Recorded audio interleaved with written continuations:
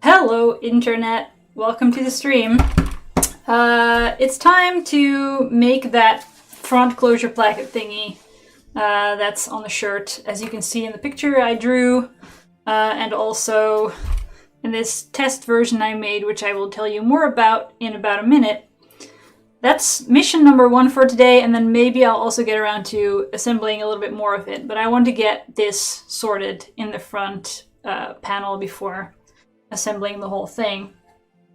So last week, if you were there, I spent quite a bit of time Googling things like polo placket and some other words that didn't really give me this exactly. So I did some experimentation on my own, sort of taking some inspiration from welt pockets and things to stitch a couple of scraps of fabric around the slit, and I didn't really like how it turned out. So I was going to improvise something similar after looking at a shirt that I have that actually has one of those closures. I'm not sure. That's a bit dark for the camera, I guess, but there it is. So I had a close look at what that looks like on the inside, and I couldn't quite figure it out, but it seems that the back part is sort of tucked into the front part. It's very strange. So I was going to try to improvise something like that until I typed apparently the magic words into Google earlier, like an hour ago. So I'm going to just show you what I found when I typed the words placket with triangle into Google, which is apparently the magic words, to find something that is apparently called a tower or house placket. So let's have a look at what they are doing. And it's quite a bit off from what I thought I had to do, so I guess kind of good for me that I found it. So this is the kind of thing that I'm trying to make. And I thought that it was going to be 2 flaps, one going around the left side, one going around the right side, and then one gets sort of magically shoved into the other. But it's in fact one piece that gets stitched over the slit in the sleeve in this case, but in my case it's going to be the center front of my shirt. And then it just gets folded in all kinds of weird ways and stitched down, and then you have a beautiful placket in the end. Now, I haven't quite wrapped my brain around how all of this gets folded and how it ends up. I've looked through this twice, but I'm still like, I need to see this happen in front of my own eyes to fully get what's going on. But the one thing that is sort of tripping me up about it is that probably maybe the center of the slit is not going to be even with the center, like that pointy bit of the triangle. So I think that the slit needs to be a little bit off center in order for the placket to end up in the center, if that makes any sense. So that's what I'm going to be trying to do today. I'm not going to do it on the shirt at first. I'm going to just make another trial version and see whether I actually get what I'm doing and where the slit should go for it to make sense. And then I'll do it on the shirt itself. So I think I'm gonna just draw a line on my fabric. That's gonna represent where I'm gonna cut the slit. And then I'll be able to tell from there how far off of that we end up with the pointy bit of the placket. I hope, maybe. Oh, also, I found another website that has a nice, I think it was it this one? That had a good picture of what the pattern for that placket looks like. It's a little bit different from the one in this tutorial, because here they've got 2 pointy bits, and in this one they've just got 1 straight bit that it gets folded into a point, but it's close enough that I get it. So they've got, let's zoom in a bit on that. They've got the slit is here and where you stitch around it. And then there's 2 wide parts that are going to be the top bit with the point. And there's 2 smaller parts that are going to be the inner flap. It's just a matter of how wide should this all be. That is something I need to theorize about before I stitch it, I guess. So, lots of experimentation today. Let's see if we can figure this out. I'm just gonna take a scrap of paper and pretend that I'm drawing something like this.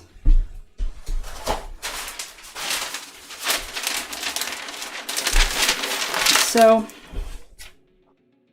let's start with the parts that I know. I know that I want the placket itself to be, I don't know, this wide. How wide is that? About 2 centimeters. So definitely we gotta have 2 foldy over things that are 2 centimeters wide.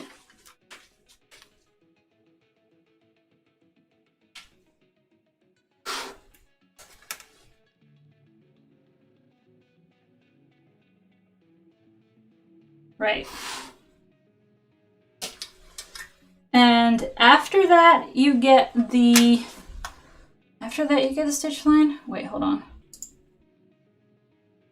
I think that what you've got here is that the distance from here, like the stitch line to there, is the same as the stitch line as the distance from here to here. I think. I don't know, is it even? Okay, some kind of ruler on this.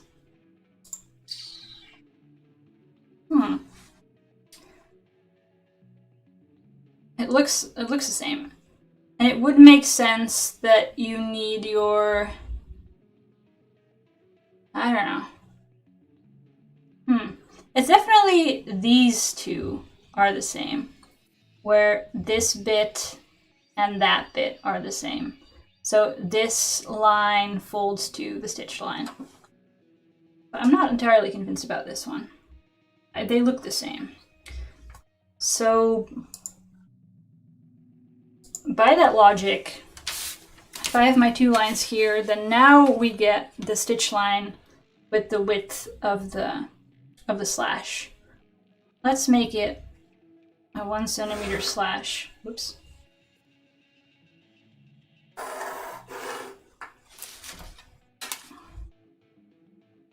And let's make it, I thought it had to be 15 centimeters deep. Where's my pattern? Well, this is not it.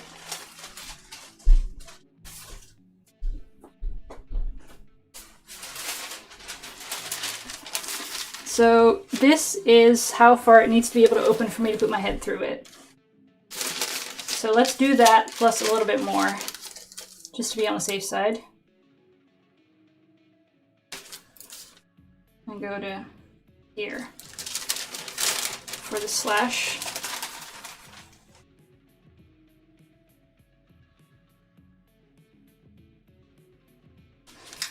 And then after the slash you get the two narrow parts. I will make them also 1 centimeter. I think that adds up. I'll make it 1.5 because more bigger is easier to work with. Why not? And then you sort of got a little seam allowance on either side that I haven't drawn. And so I think the whole thing is a little bit longer than the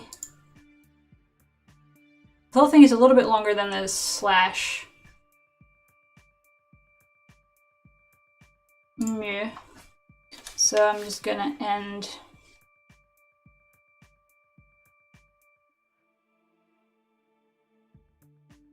this part here, and then draw the little triangle thingies.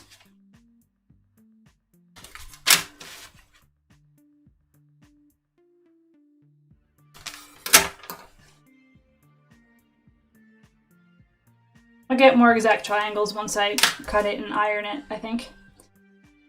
So I'm gonna just cut one of this out of some fabric and see whether it works, I guess. Yeah. Where are my scissors?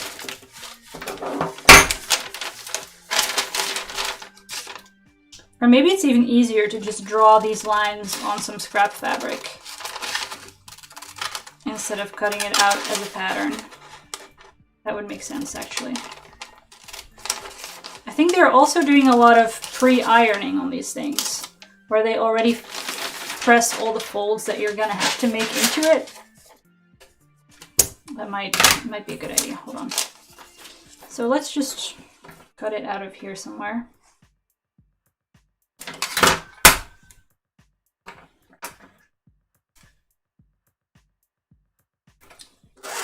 Some straight edge, and it needs to be perpendicular.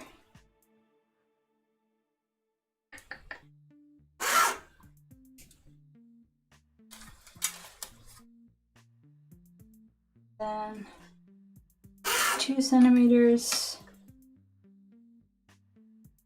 2, 1 for the slash, 1.5, 1.5, length of the slash, let's say, let's just make it 10 because it'll be easy to compare whether I got there.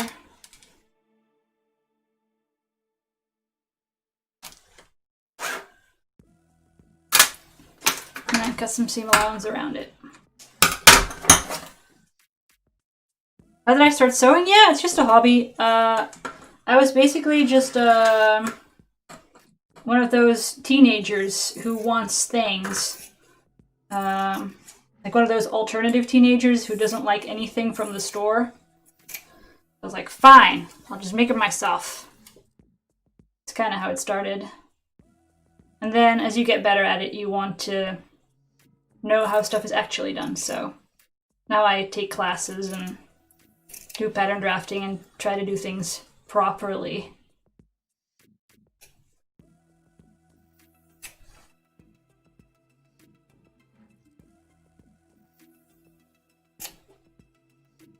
But I still just, it's mostly because I imagine clothes that you can't buy.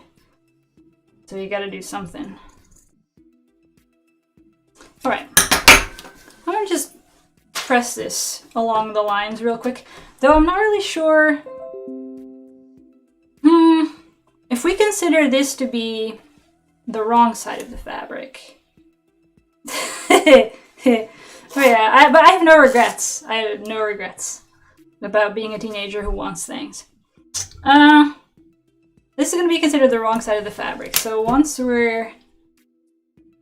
this will be sitting like this on the shirt, And then this side will have to fold like, not like that. I think they are just folding this bit around the seam allowances, but you don't need that much, do you? It doesn't add up with the pictures. Back to the pictures. Maybe this one has a double inner column thing, but the other one doesn't? This one? Because here they're just folding over the edge. This is supposedly sort of what I'm calling the seam allowance right now. And then they're stitching it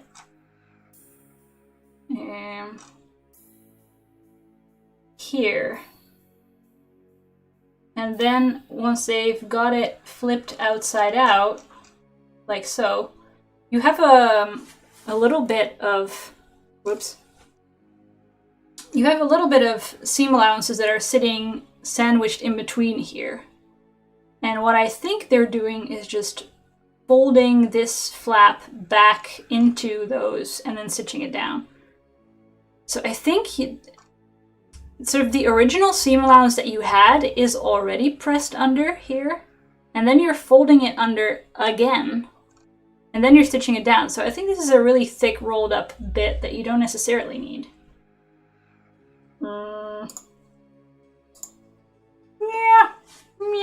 Yeah. I think that works.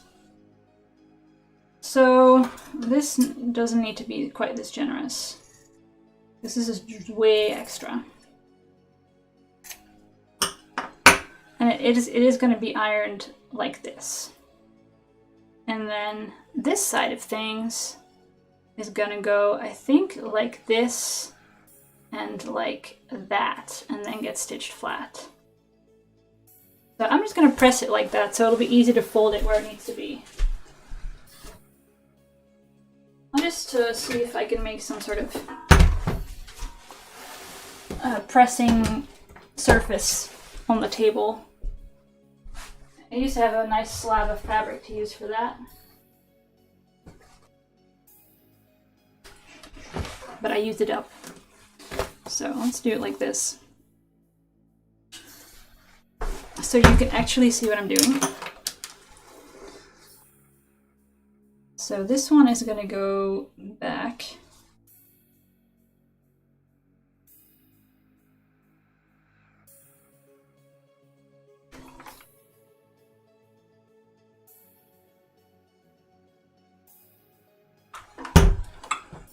And then this one is also going to go back. This is very thin. Maybe I should not have cut it off. Who knows?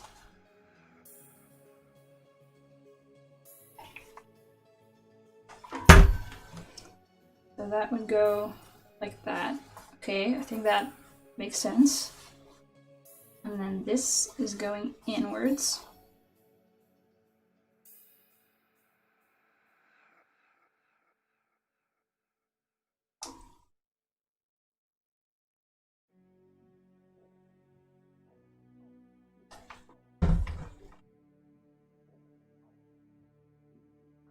And inwards again.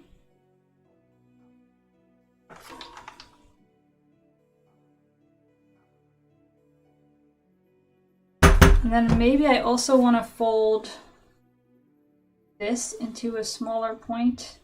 I'm not really sure how this is gonna work exactly, because they're the 2 points here. They say that you're just gonna fold them under and it'll work, but how does that? You can't fold the sort of the dimple. You can't just fold that in without getting it all wrinkly. So how is that theoretically going to work? It looks like here it's already pressed under, actually, because this edge does not look raw. Oh no, here there, what? At the top of the tower, turn one edge under, then turn the other so the point is centered at the top. Oh, wait. If you've already... I think it makes sense. If you've already folded it over on itself, then you can fold the dimple unpunished. Heh, okay. Yep, that's good. So let's unplug the iron.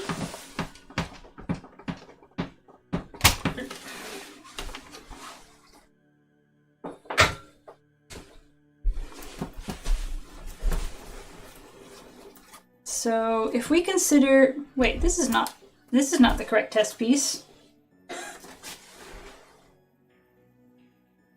Whoop. Yeah, progress. A little bit, at least. So we consider this also to be the wrong side of the fabric.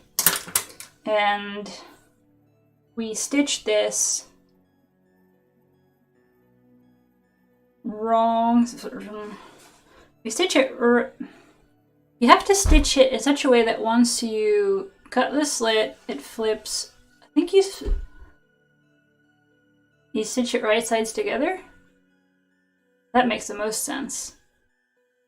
Yeah, I think you do stitch it right sides together. Here, one more double check, because I'm just... Last time I tried to do this off the top of my head with a welt pocket, I also screwed it up, so... Yeah, right sides together. It looks to be... Yeah. Yeah. Got this.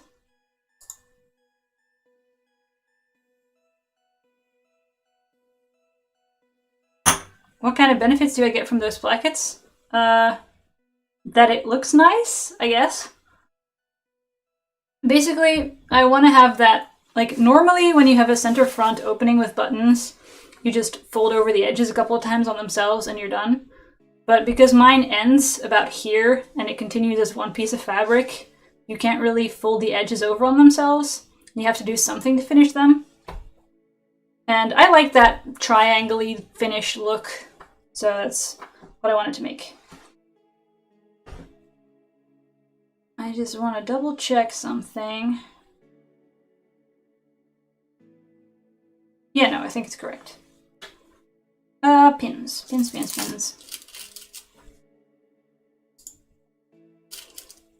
So I'm gonna stitch the center of the slash box over the center of the slash line.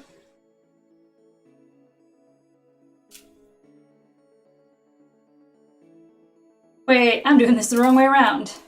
That should go like this. Whoops.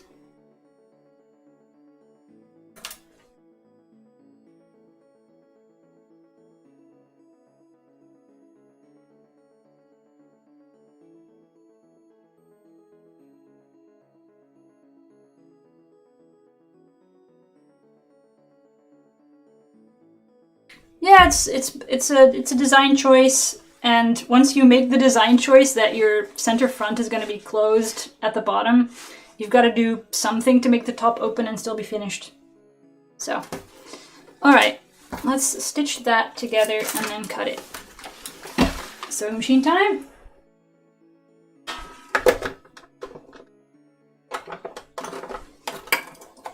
I'll put a different color thread on it so it's easier for you to see on camera what actually happened.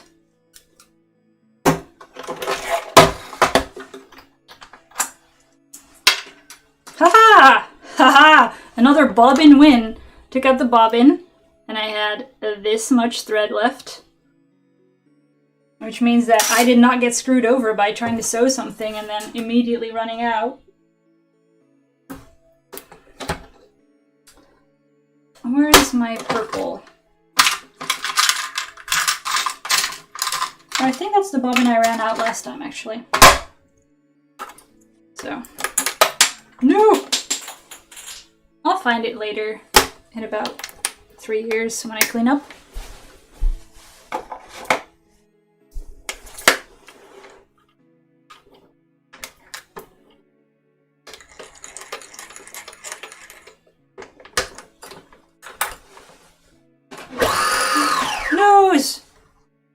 Come on, I wound it so nicely. That's better.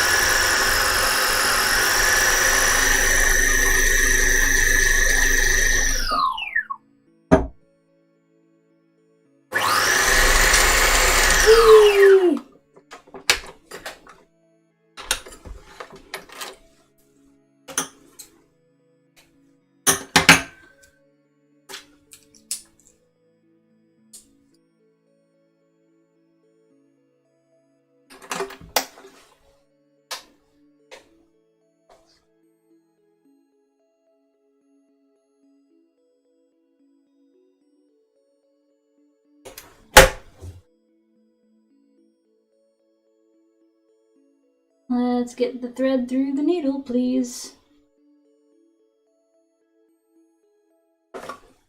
Yeah, got that.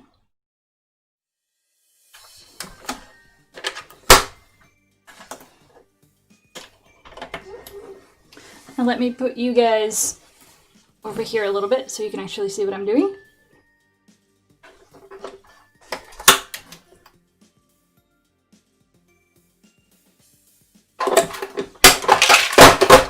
Alright, so I'm just going to stitch along the edge of where the slit is going to be, and then I'm going to cut into it. Well, not into the stitching, but into the slit. Because that's what slits are. Wow.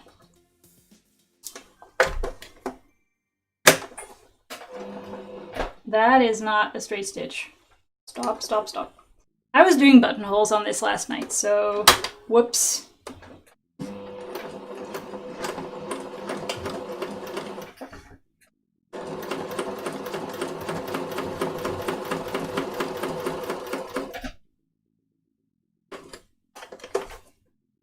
Gotta take the pin out before I stitch over it.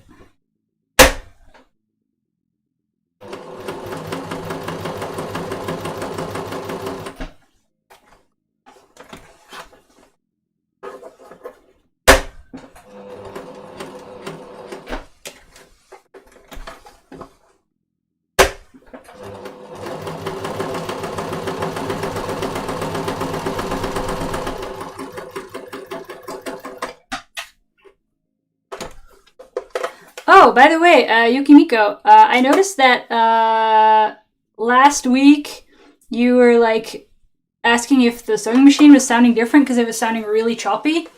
And I can assure you, like, I listened to the stream afterwards, and on camera it sounds absolutely god-awful, and I agree that if it sounds like that in real life, you should get it oiled.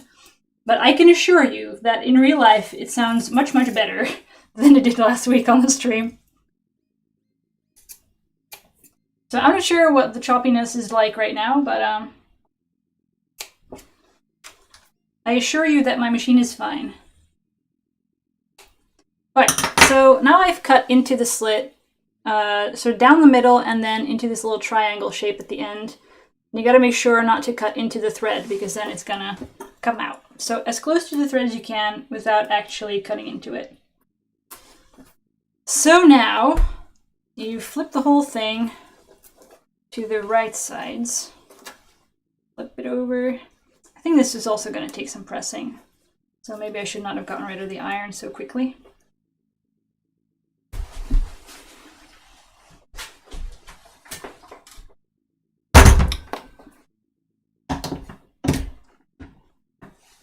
As everyone knows, sewing is pressing.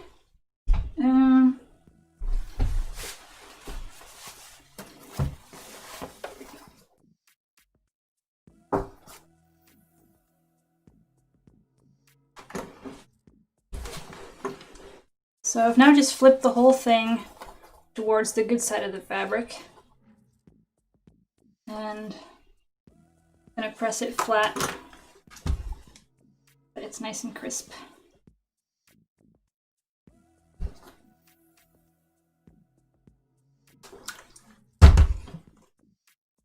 Oh, it's the normal sound?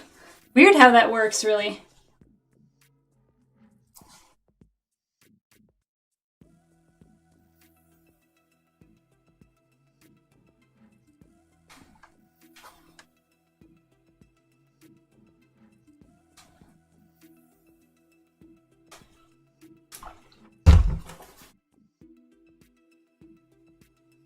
Let's get this flattened out first, and then fold it over.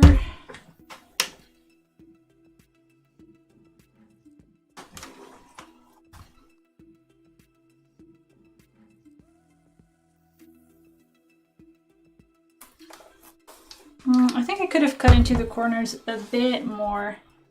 It's not folding out nicely in these corners.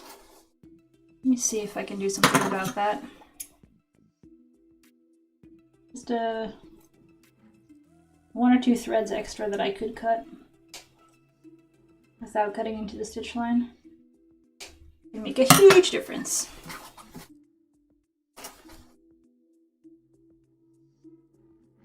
Yeah, that's much better.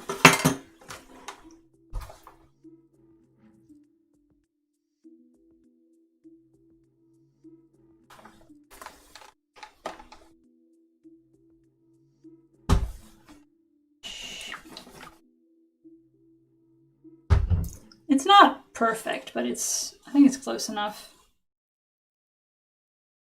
that I can continue. I also think that this means I ironed the whole thing the wrong way. Yeah, I did iron the whole thing the wrong way. Because now, yeah. This was supposed to be here, so it could fold like that. And this was supposed to be like this. Yeah, I ironed the whole thing thinking the wrong way around. Wow, so useful. Hi Shania, welcome back. I just made my first mistake of the day. Woohoo! So I'm just gonna re-iron these lines. Exactly the opposite of how I did them previously.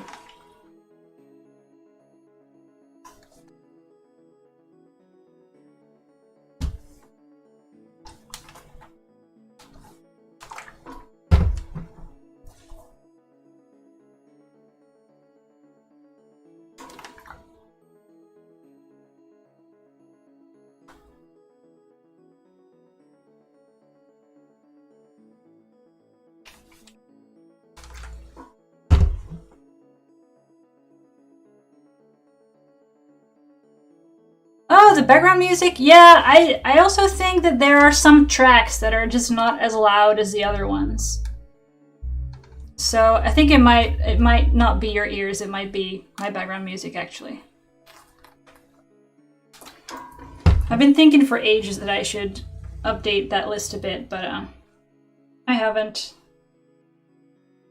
Because lazy, I guess.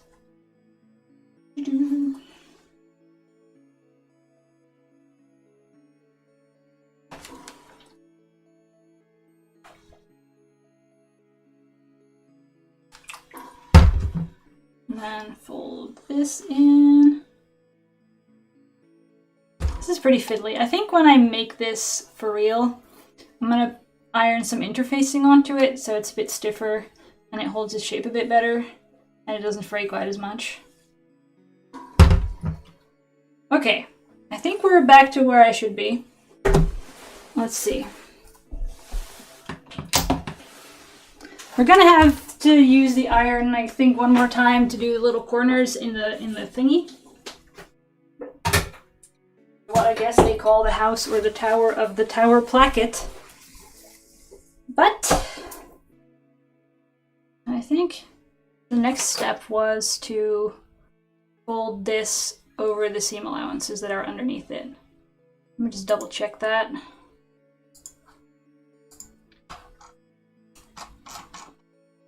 Stitched, slashed, pressed to the other side. This is the part we did. Now, on the narrower side of the placket, we'll fold it over the seam allowance and edge stitch. We're enclosing the seam with this part of the placket. Yep. All right, let's do it. So the small part is just gonna get folded over towards the seam allowances that are here from where we did the slash. And then this is gonna get stitched down. And because it's already pressed, it does a pretty good job of making it stay there. I just want to make sure though that I'm not stitching it too far because this needs to at some point go over it, I think. No, not like that. No. Wait, what? This is still not right. I think I partially ironed it the right way. Because, wait, if this goes like this and gets stitched down, then where is this gonna go? If it goes all the way like this, you end up with the seam allowances here, so that can't be right. Oh, if you fold it the entirely different way, you can fold it around the seam allowance. No, this also doesn't make sense. What is happening? Or is this what I have been calling... No, that also doesn't make sense. What? I'm just gonna do what the instructions say. And then see if that... No, wait. We are currently looking at all right sides. And this edge is pressed under like that. And it... Okay, so I've got this same. I'm gonna do that.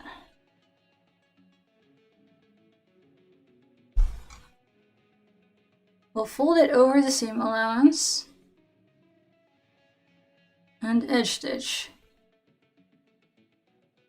Here is it from another angle. Yeah, I think I'm doing this part right. I just want to know where to stop stitching. It seems to stop a little bit before the end. Work from the side with the fold so you can align the fold as you sew. That makes sense. You want to align the fold with the stitching line to ensure it'll catch on both sides. Wait. What am I trying to catch on both sides? There is nothing on the other side. There is nothing on the other side.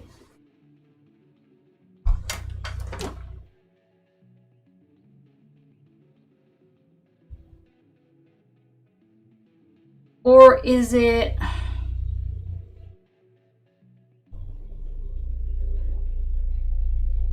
Is it... No, that also doesn't make sense.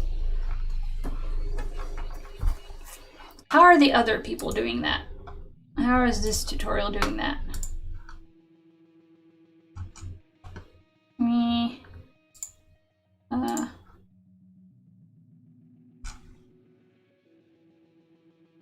this is even worse. Inner column. Here, inner column gets folded to the stitch line? Wait. Oh no! It's making less and less sense. I think instead of folding it, like I folded it all the way out, opening up the entire slit. Maybe you're supposed to fold it only halfway back, but it doesn't make sense because you've got this little part that is just gonna be attached. You can't just not, yeah. You can't just do that! I'm just gonna keep going, maybe? I don't know, it jumps from this, which I understand, to this, which is like, where did everything go? It looks here like the stitching ends right at the edge of the slit. That's something, at least, to go by. Let's just do that and then see if I can fold it in some way that makes sense. I don't know.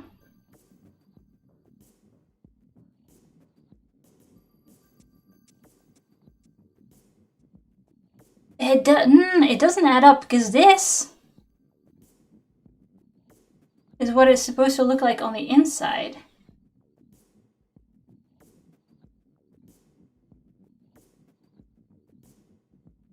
It's supposed to get, like, the small placket is supposed to get caught under the large placket. And here you can see that at the sort of the center of the bottom of the placket, that is where the bottom part is sitting, like the narrow part. So I think I may have folded it wrong. God. On the smaller side, you had folded the smaller side once already. And this folded line you place on the stitch line. Yeah, that's also what I'm thinking now. I think you want this to go more that way.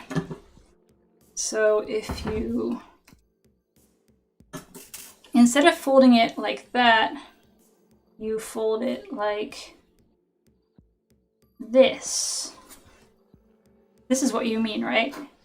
Instead of doing that, you only do this and stitch it on the stitch line, or like just over, like barely over.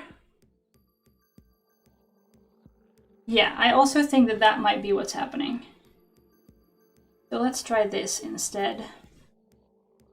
Why is it suddenly feeling so wonky and voluminous?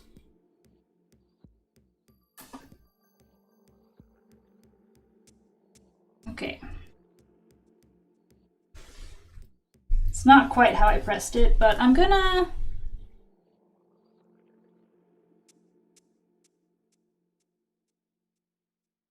Oh, sure, at the bottom it feels wider because that's where the gap is.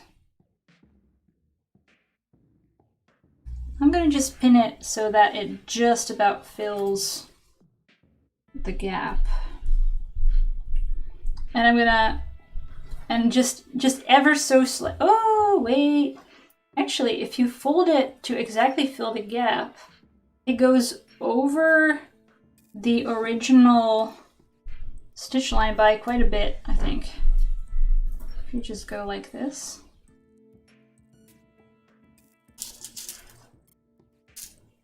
I'm gonna have to do some math on this to make this make sense in the final pattern, to know exactly where each line goes, but this is what you want. And I'm now not folding it on the original line that I drew, but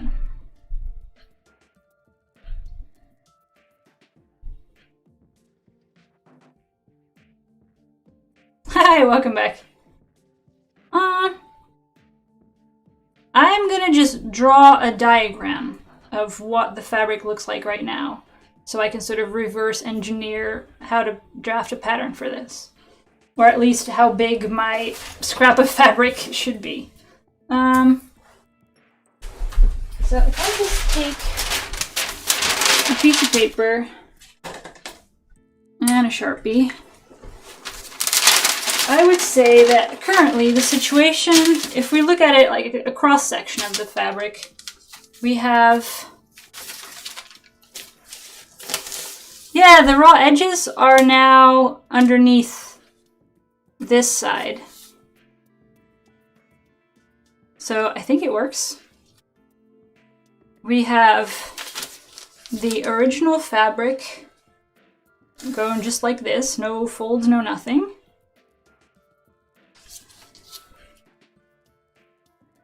Because because the seam allowance, I originally folded the seam allowance back to iron everything out. But actually, I have now folded it back into the slit. So the stitch line is there, and the placket fabric, I'm trying to work out how to do the inner part of the placket that goes here. I've never done one of those before, and it looked really nice on a shirt that I had, but the instructions I found are not quite as clear as I would have liked. So the placket fabric is going like this, then around the seam allowances, then like that, and then back. That's really small. So this is the current situation, is that the inner fabric is just sitting straight with the stitch line right there, and the seam allowance is pointing inwards. And then the placket fabric is going all the way around. And then I'm now gonna stitch it down here to encase the whole thing. And I think that that's it.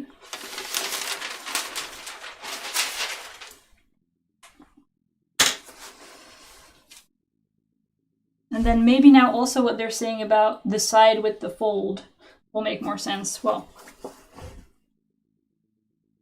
I think it looks fairly even from the back. Let's just do it, and if it's wrong, we will have learned something.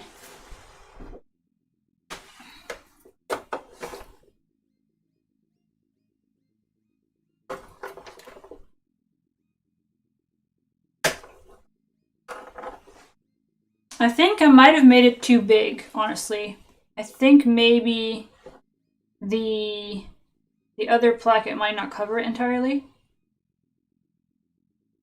Ah, it's close, actually. It's not bad. I'll just do it.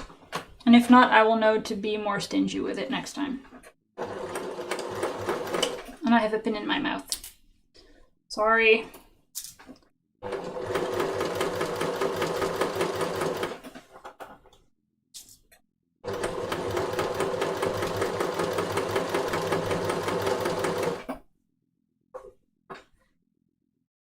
And I need to stop right at the edge of the slit and not all the way at the edge of the fabric. Okay.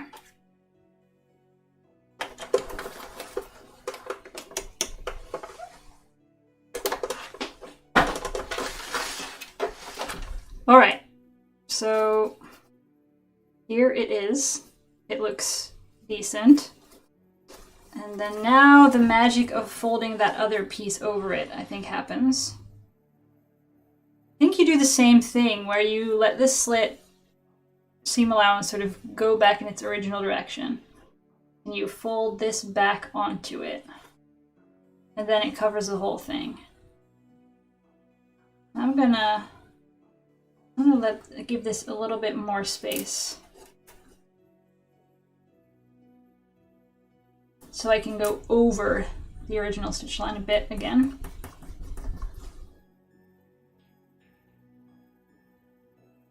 And I also need to...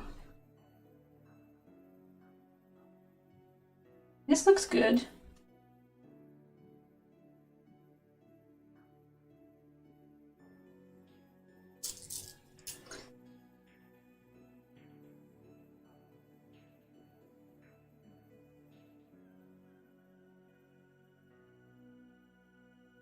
But then now I also need to worry about the whole corner shenanigans.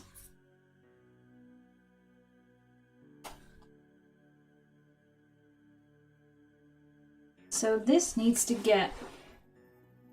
I think you just get rid of the second peak, really. I don't think you need that at all. And it'll be less bulky if you get rid of it. So this goes inwards.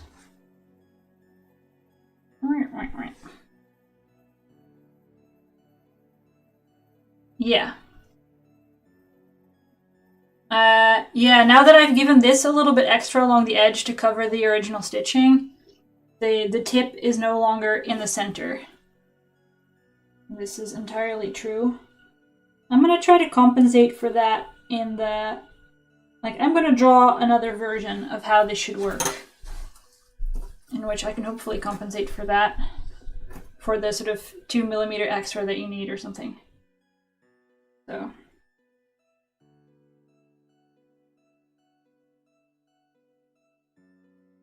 And also make the tips a little bit longer, because right now I'm having trouble folding it over while also still being able to cover the bottom part here. I'm just gonna snip that a bit shorter.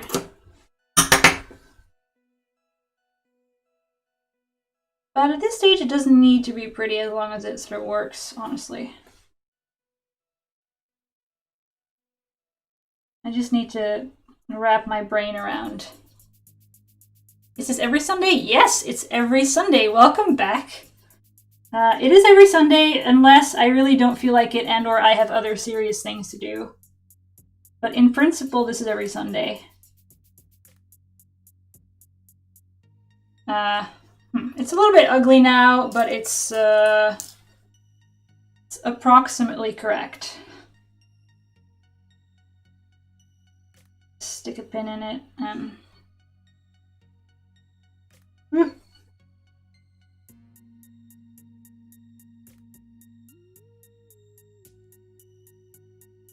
Yeah, the tip is not gonna look good because it's way too short, but yeah,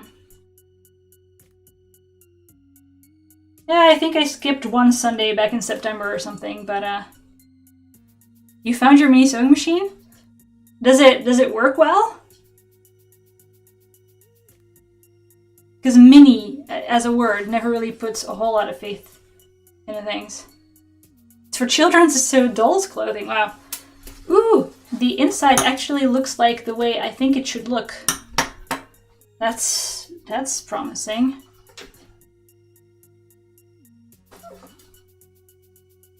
Kind of weird, but good. Let me just double check this with the pictures we were looking at. No, I did do something different, I think. Yeah, okay. So here they have the stitch line on the placket itself, and I have it outside the placket because I stitched it over the, like a little bit outside the original stitch line for the slit.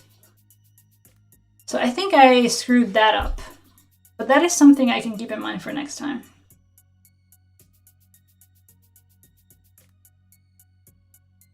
Either way, it doesn't look awful. If the inside of my shirt looked like this, I would be fine with it.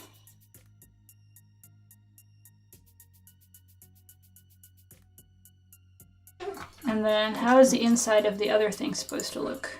Because I was about to do the same thing to the other side, but maybe that's also wrong. Yeah, here they're also stitching on it from the outside.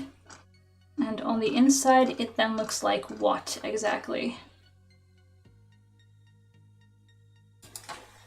And on the inside, it's also stitched on the placket. How did they do that without having the original stitching showing?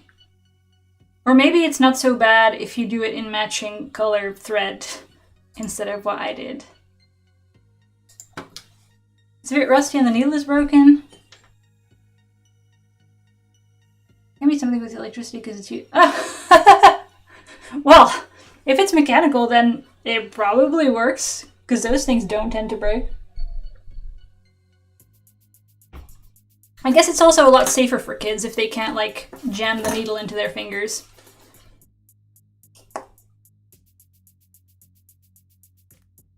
I guess you're supposed to do this real close to the original stitch line, and then you get away with it because it's in matching colors. But, I don't know. Whatever. I'm gonna just do it this way now, but keep it in mind that I probably don't want to do it for real like this. I think it checks out though. Like this is gonna have at least a halfway decent result.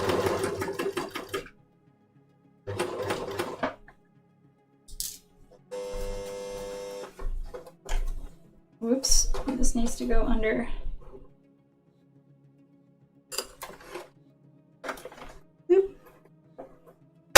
Because I need to catch that in the stitching.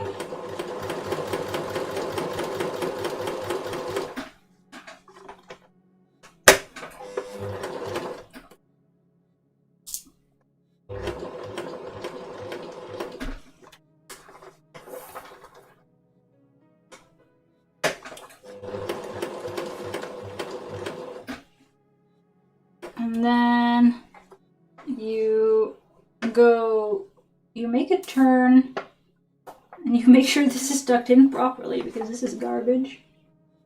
Something weird is going on with the... Oh, there we go.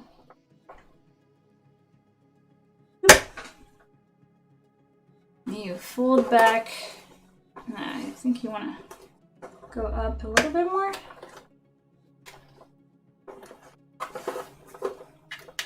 And this is what's gonna lock in the bottom placket, I guess.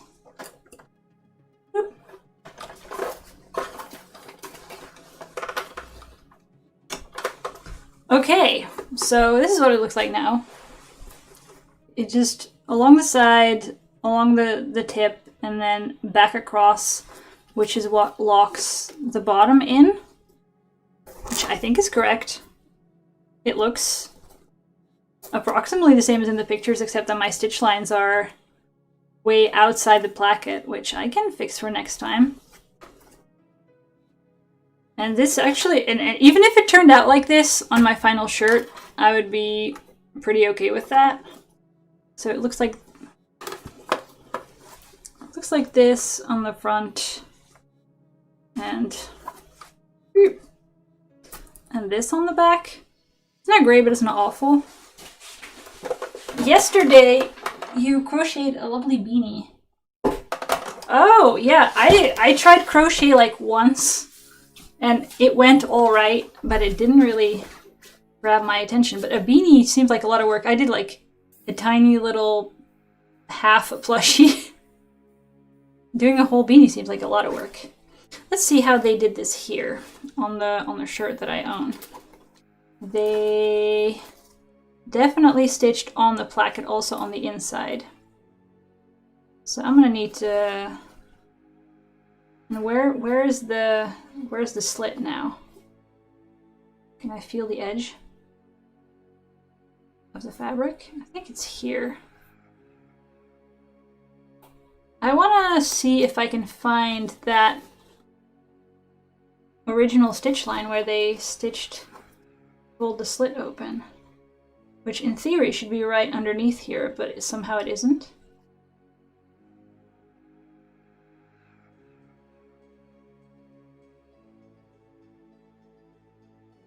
There's probably some trick to this that I haven't quite figured out, but honestly, it's close enough that I'm willing to just do it. So let's get this figured out for real. So this goes like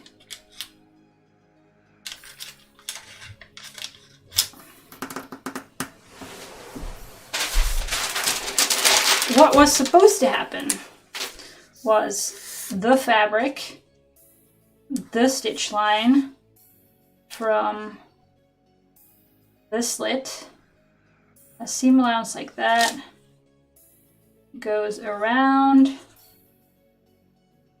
back in on itself, and gets stitched down in just about the exact same place.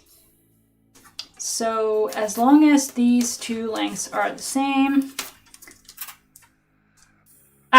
Yeah. So if you want to have that, the maximum here is the total slit width, and the minimum is half the slit width, because that's how wide your seam allowance is going to be. But that's fine, I've got that. No, I've got too much, because I've got a 1 centimeter slit and 1.5 centimeters on the thing. So this is wrong. I'm gonna reduce the flaps to 1, or make the slit bigger. Maybe make the slit bigger might be easier, actually. What if I put the slit also at 1.5? And then on the other side of the slit, there's the same kind of deal where original fabric goes like this. Stitch line goes there. Placket fabric goes like this. But way further out. I sort of have to draw this below because otherwise it overlaps. Seam allowance way further out so it lines up with the original, with the other side. Then goes back and gets stitched down in the exact same place. Yeah, that makes sense. So where then does the center of this placket end up? Like where's the tip of the triangle? Here it ended up fairly close to the center.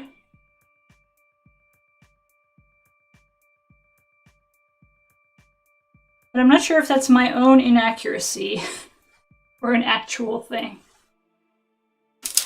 I gotta sort of wrap my mind around this. I cut this open.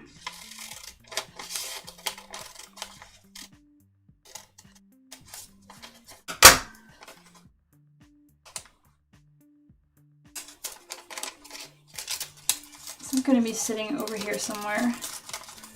And this is gonna get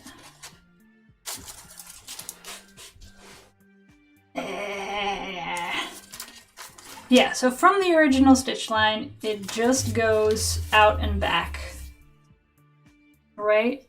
It should be, in theory, symmetrical. Yes. So how does that relate to where the slit is?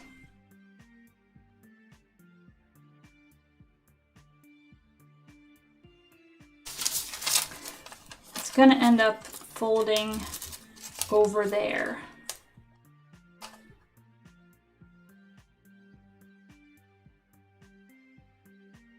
No. Oh God. I'm sorry I'm not reading the chat. I can't brain enough to figure this out.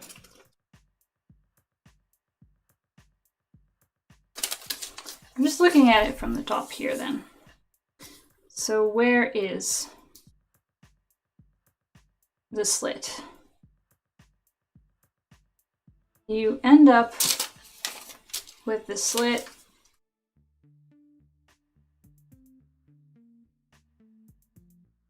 from the edge of the triangle. You just get half the slit length and then the rest of the entire placket. So it is a little bit off center because you would end up with your slit somewhere like here. So whatever the distance is between this width and half the slit width, that is what you need to offset. I think I've worked it out now. Yes.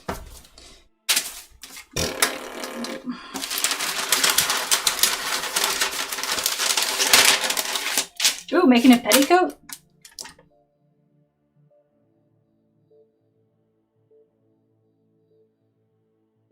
Alrighty, have fun. Might see you later.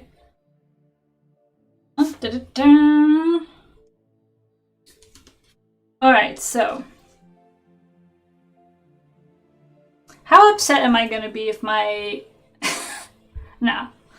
Am I gonna... Am I gonna... I can't even speak anymore. Am I gonna do another test version to see whether I have actually figured this out, or do I trust myself that I've actually figured it out and just do it?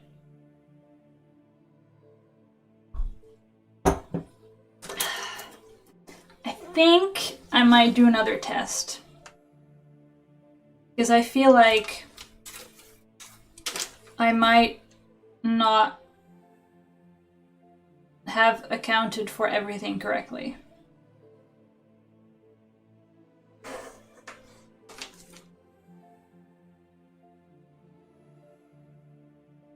See, this is the big part. 1.5 for the slit.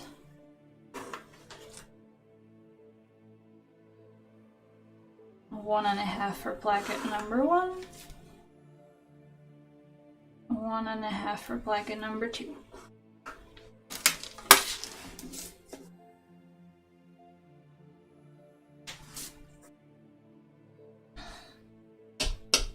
Hey Diana, welcome back. Yes, do another test? Yeah, feels bad having to do another trial, but I think it is the correct thing to do to just double check that I actually know what I'm doing. So I'm just gonna, I don't know, draw a line here-ish. And I feel like the part with the point has to be a little bit longer. Just see relatively how much longer it is on the tutorial.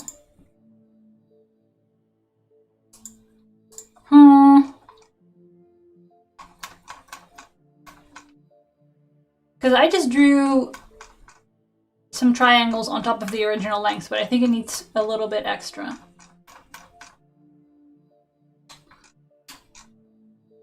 Like an extension and then the triangles. Yeah, that's definitely what's going on. Okay.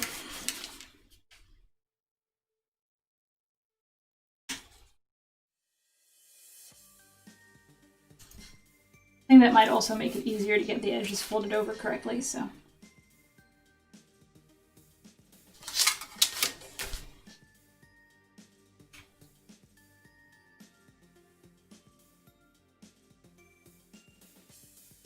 I am going to draw this as a pattern piece now, because I think I got this. I got this well enough that it's likely to at least be the correct piece, even if I'm going to stitch it incorrectly.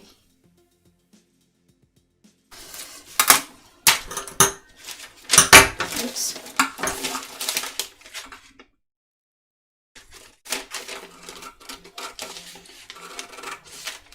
Or maybe it's easier to just draw this straight onto the fabric instead of doing this.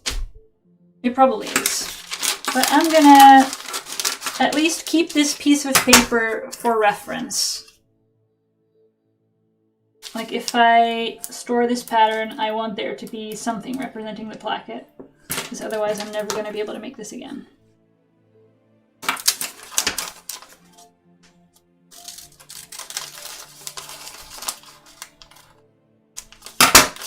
There. For the archives. Now, let's cut another piece.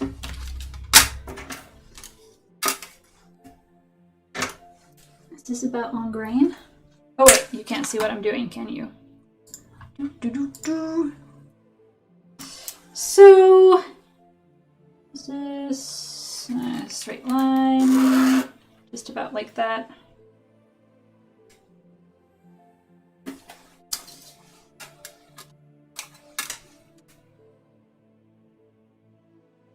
Leave a little seam allowance.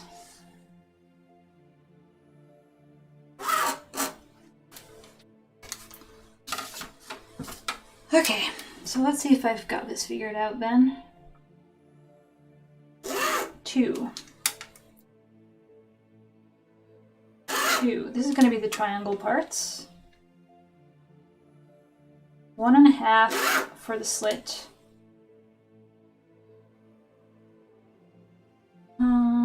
Wait. Does that make sense to be the same? Then you get half. Yeah, I think it does make sense to be the same.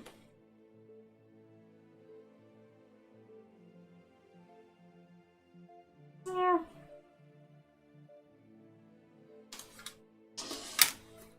Yeah, 1.5 for placket number 2.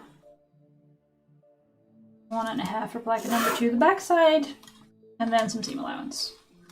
And then length is going to be here-ish. Triangles go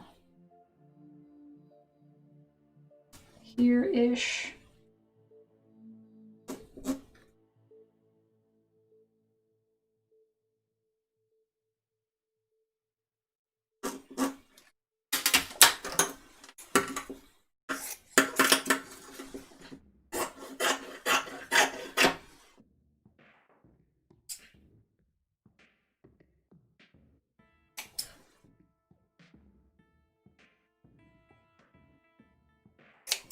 Now let's see if I can actually press these lines correctly this time. Because that went wrong last time. So if... Oh, and let's see if I can get my slit offset correct. because it means that if I want my triangle to be, let's say that this line is the center front. Then my offset is going to be half the slit width, and it's going to be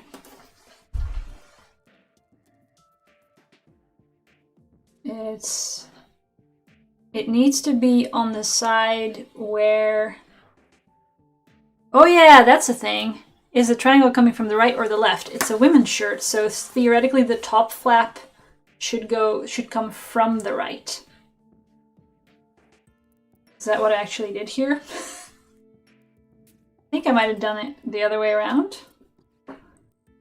If this is the wrong side of the fabric, then it's gonna end up sitting like this. Oh no, that is actually correct. Oh, that's nice. Okay. Wait, is it?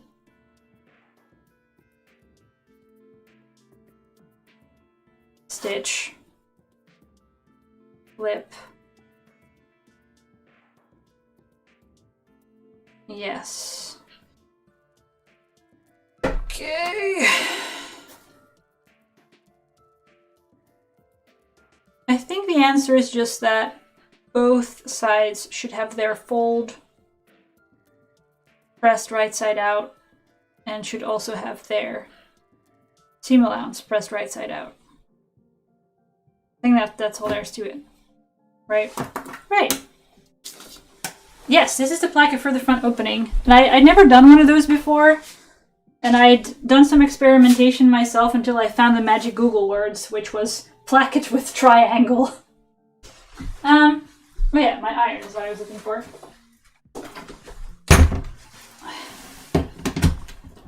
But the tutorials I found were a bit not as clear, or honestly the whole process is just confusing because you're flipping things over a million times. So I'm just trying it to make sure I actually know what I'm doing.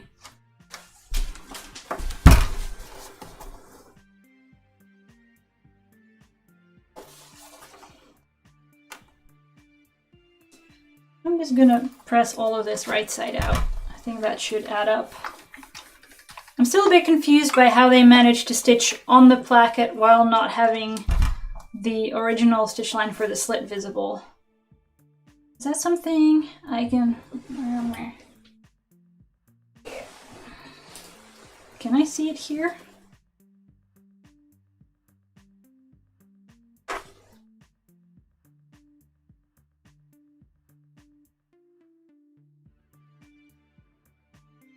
I guess if you don't fold it back as much.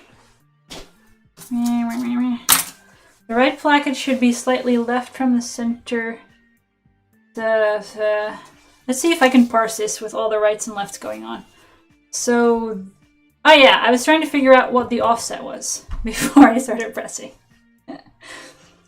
So you end up with the pointy part, which should be coming from the right, which if I have it against my body like this, I think that is where it should be. You stitch it, you flip it outside out, and this side will still be on the right. No, wait, will it be? Dang. I actually accidentally did it correctly on this. So that's nice. So if I just imagine wearing it like this, then the center of the triangle is a bit to the left of the slit.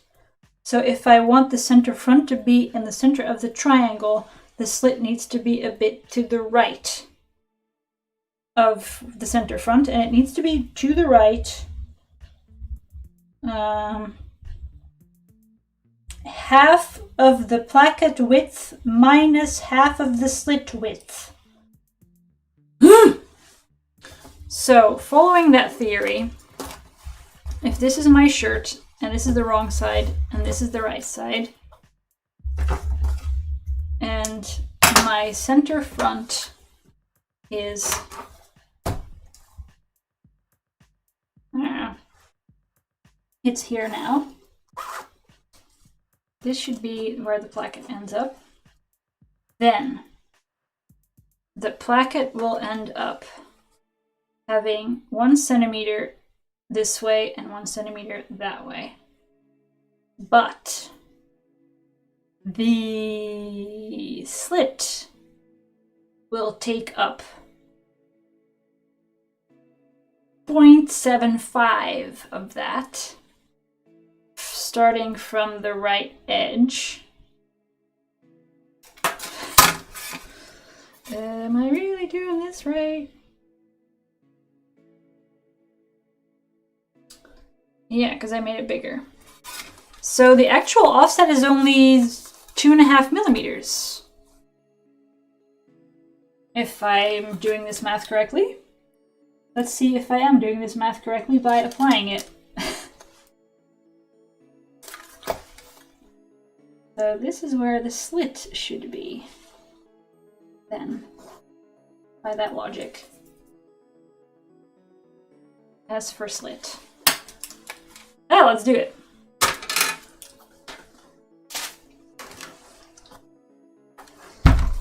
Let's have this.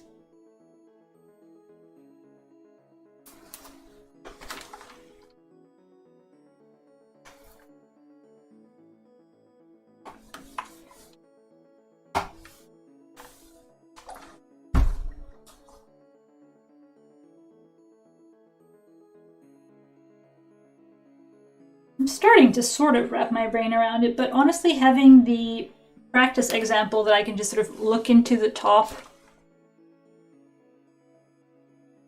I think I'll just draw a picture of what it ends up sitting like. Because I think with a picture it actually makes a lot of sense.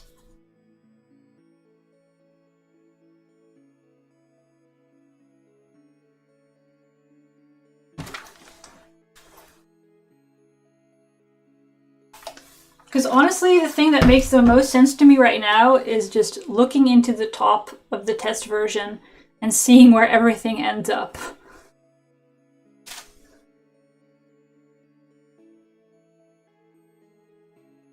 All right, I think it's ready.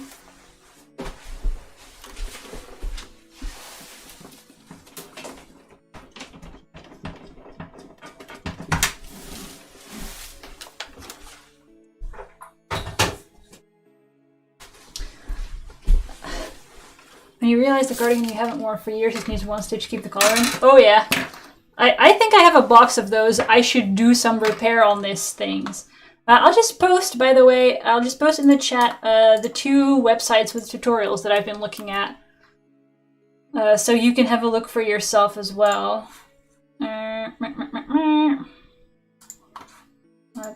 So this is the one I like the most. That's the one with the blue fabric. And then there's also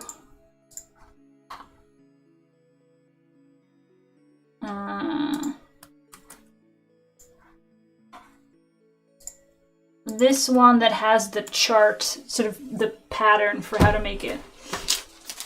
But I find the instructions less clear on that one. So, wrong side of the fabric.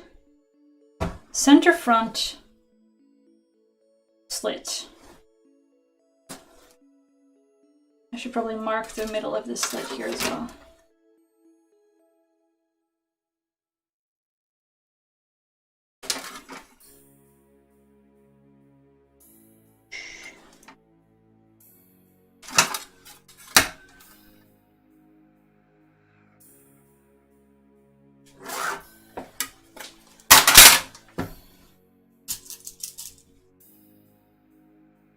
Now let's just poke some pins through to make sure I've got this aligned.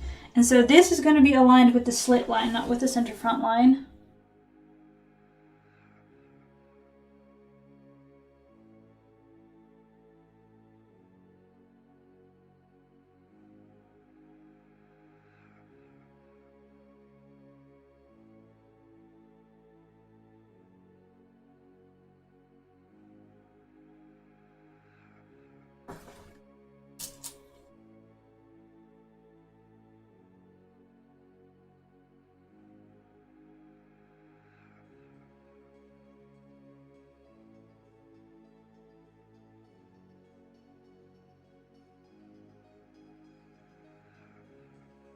Alright, I think that's correct. Yeah, there's some Sewaholic and some Threads magazine.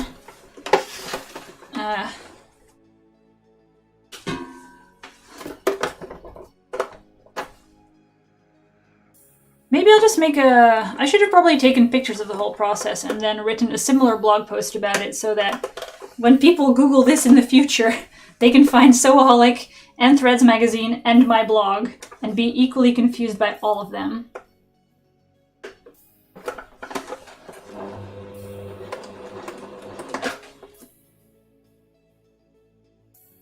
Honestly, this is a bit outside of where I should be stitching, isn't it? Let's do that again.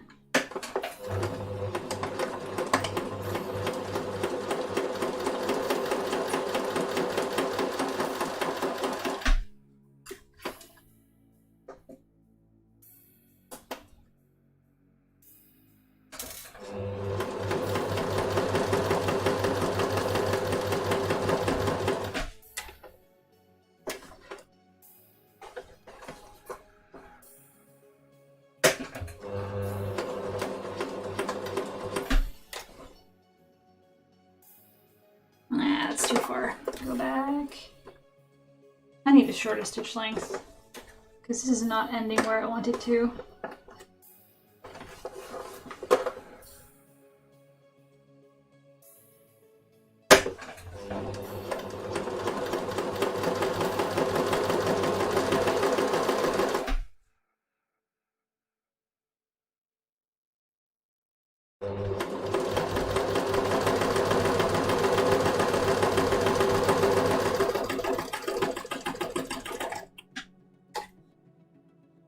Internet sources, yeah! I also,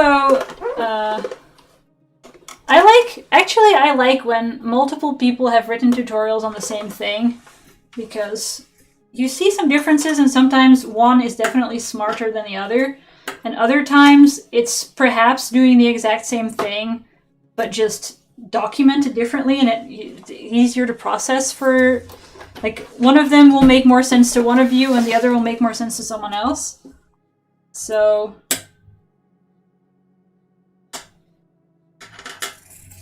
let's see if I've nailed it this time.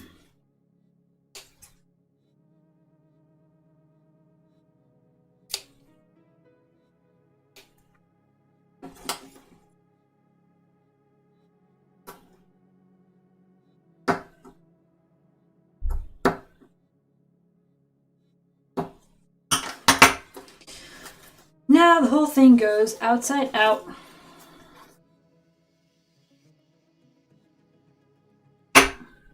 And actually I don't see the point in pressing it. Like, did the article actually do that? Let me just check this. Because it seems to me that, yeah, turn the plaque to the outside and press might actually not be what you want, because that way you end up perhaps folding the left placket incorrectly, I think. Because I think at the end, all the seam allowances are actually going to go towards the center of the slit instead of pressed out like this. So I'm not really sure why you would press this like that. That, or I still don't get it. So I'm gonna just not press it. YOLO. I'm just gonna fold it along the lines that I already made.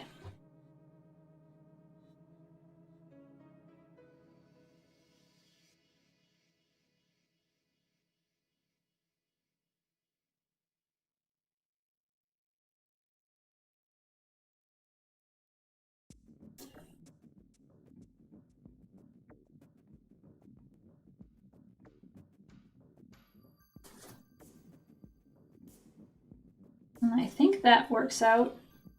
It's a little bit, you have to squish it a little bit to get it into the corner, but now that I've made it bigger to begin with, it's a bit better.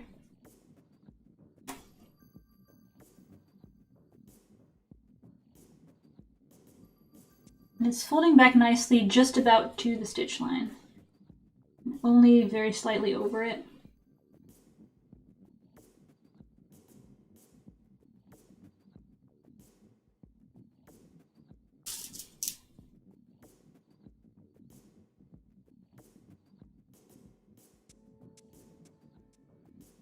I'm going to try making it really close so that when I stitch, I actually stitch inside the placket on the inside as well.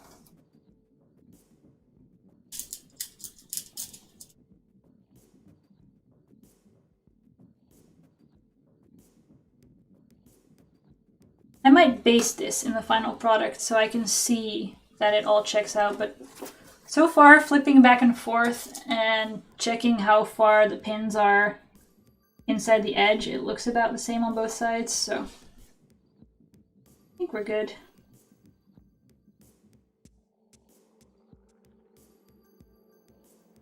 Yeah. Let's do this. So a math teacher always said, if you don't get how I said it, ask someone else or look it up on YouTube. Yep. Sometimes someone else explains something in a different way and it just clicks. Or they have better pictures with, like, I think I've already on stream complained more than once about this sewing techniques book that I have. Because the explanations are fairly good. It's just that all the pictures are using fabrics that it's very difficult to tell whether it's folded, whether it's the inside or the outside, and it's just makes me cry. Okay, this is a little too close to the edge. I can probably be a bit more generous with it.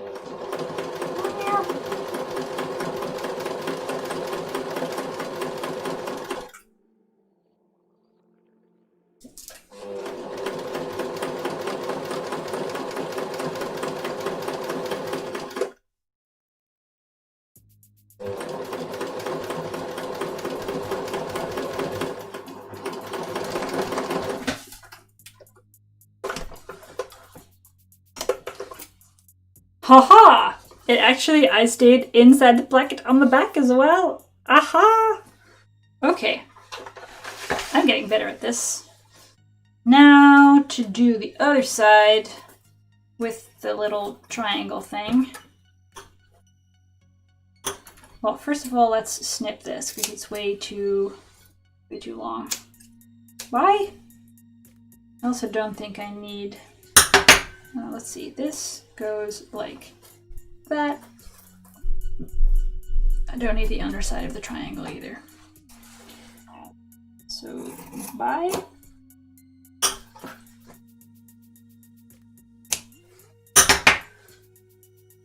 So that is just gonna go like this. That's after I get this triangle shape right.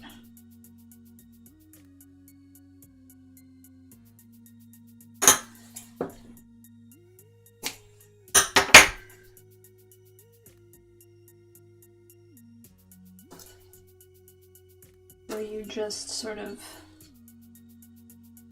Actually kind of hard to see whether the triangle is now ending up in the correct spot. I actually think the triangle is not ending up in the correct spot.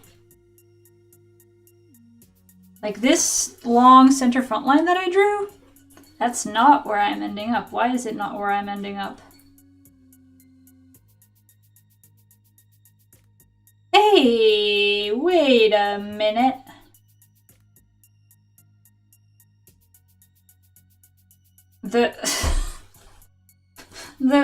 The triangle placket is now coming from the other side instead of from where this one was coming from the right like it should.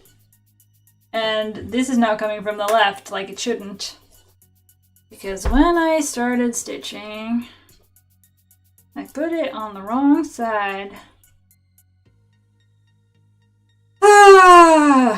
Well, that negates my should be slightly to the left logic. So then by that logic, if the slit is here, the center front and the placket is coming in from there, center front should actually end up a bit on the right of where my slit is instead of on the left. This is gonna fold over by this much.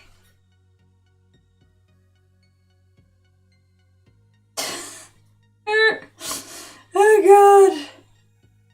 There are many things that I will have to take into account when I sew this for real. One of them being that this is not the correct order of doing the things.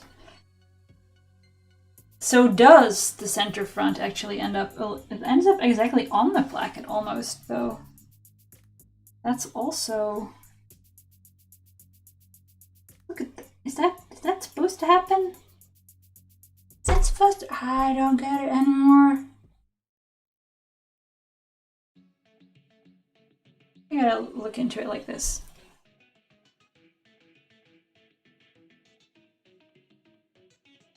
How is it possible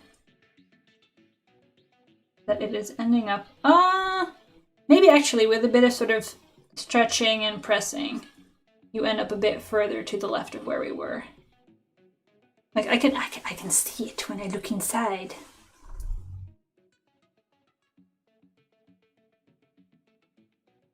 That the center of this ends up a little bit to the right of the slit. But honestly, the difference is tiny. And I think it depends on how much you like stretch this. And then how much you fold it back. The difference is teeny tiny. At least the difference is tiny enough that if I screw it up, it'll be very hard to notice. That's a plus. That's always nice, isn't it?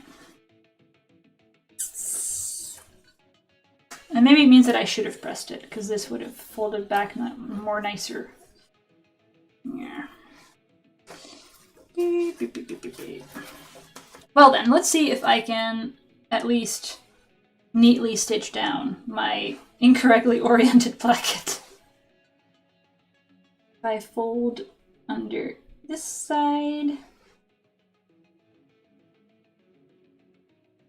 and I fold under the other side, and if it's a 45 degree, or sorry, 90 degree angle, then the folded over bit should fit exactly. That's neat enough.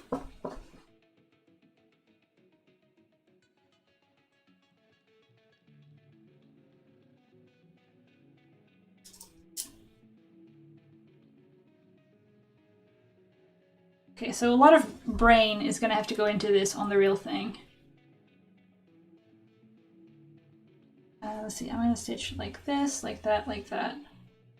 So if I put the pin in like this, that works.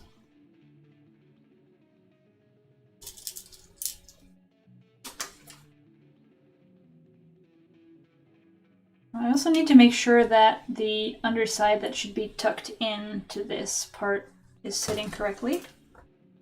Oh, that looks nice. Check this difference out. This is the new one, and this is the old one, and this is so frumpy, and this is so neat. That's good.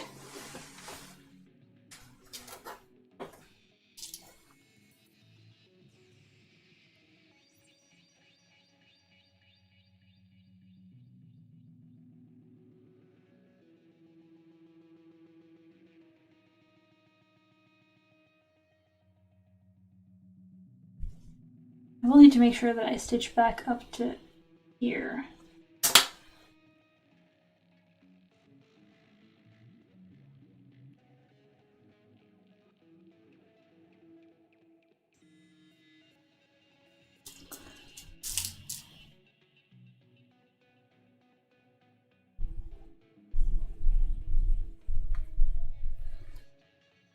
Nope, that's too far.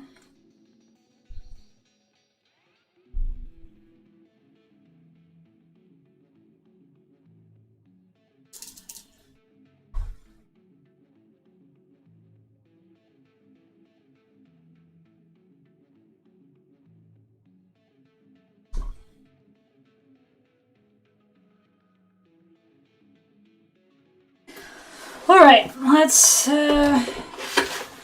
the final thing, and then hopefully it looks normal and we can proceed with the actual thing.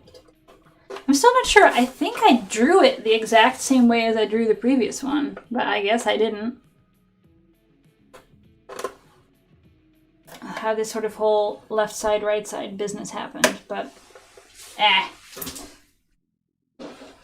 I'll just triple check it before I sew the real thing.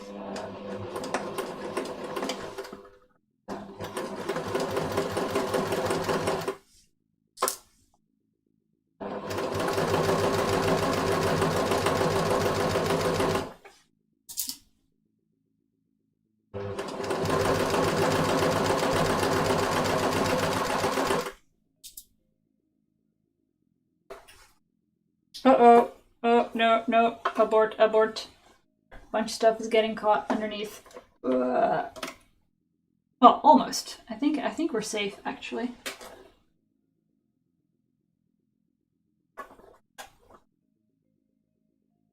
I think we just made it.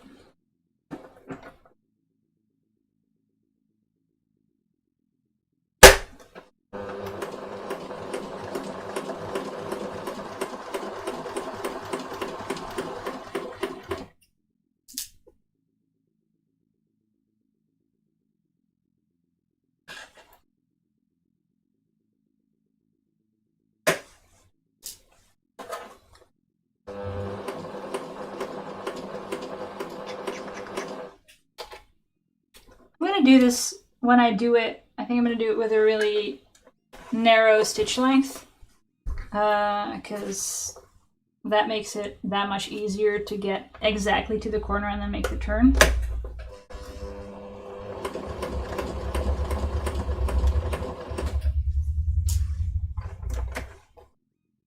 Then we go back up.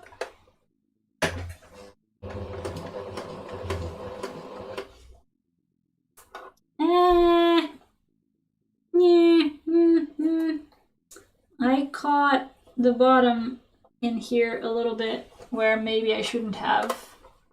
So now it's a bit weird, but not extremely weird. I think it'll still be serviceable.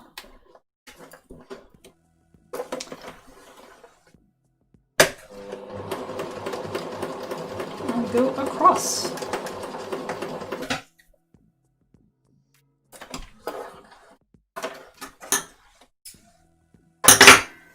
Bada boom, bada beam. There we have a placket. It looks so normal and like a professional would do, perhaps. I mean, this is it's a little bit wonky on the back, honestly. This is sticking out sort of at an angle, which it shouldn't. It's because this is just a bit wider than it should be. It should be more like tucked in there. It's gonna be a little bit wonky. But if I get that tucked in bit right on the final thing, I think this is exactly what it should be. So let's do it. Let's bite the bullet. Let's figure out what is left and what is right. So here is my front panel.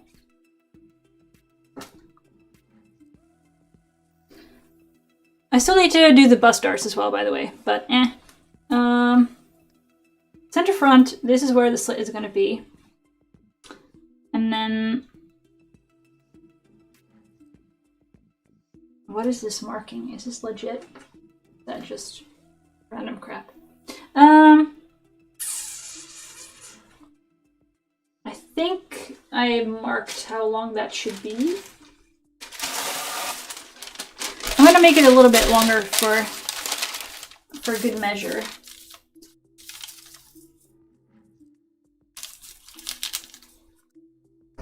So it needs to go, let's say, this long.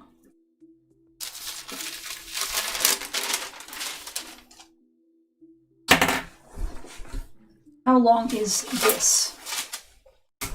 This is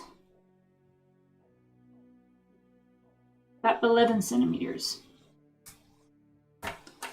So following that logic, is this good fabric or is this bad fabric?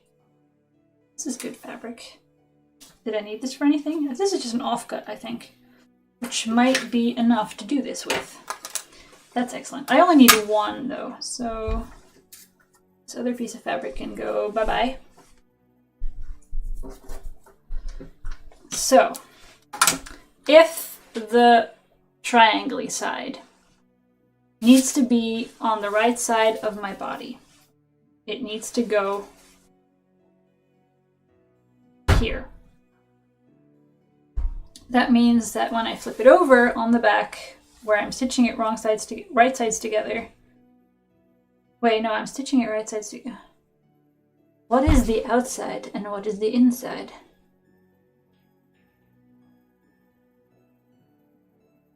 I think I have one more thing to wrap my brain around, which is what ends up where. Because you start by stitching the placket thing actually on the back side of the fabric. Yeah, you start stitching it onto the back side and then you fold it towards the front. And then all the magic happens there. Yes. So it's not actually right sides together, is it? When you initially stitch it. It's right side to wrong side. Is it?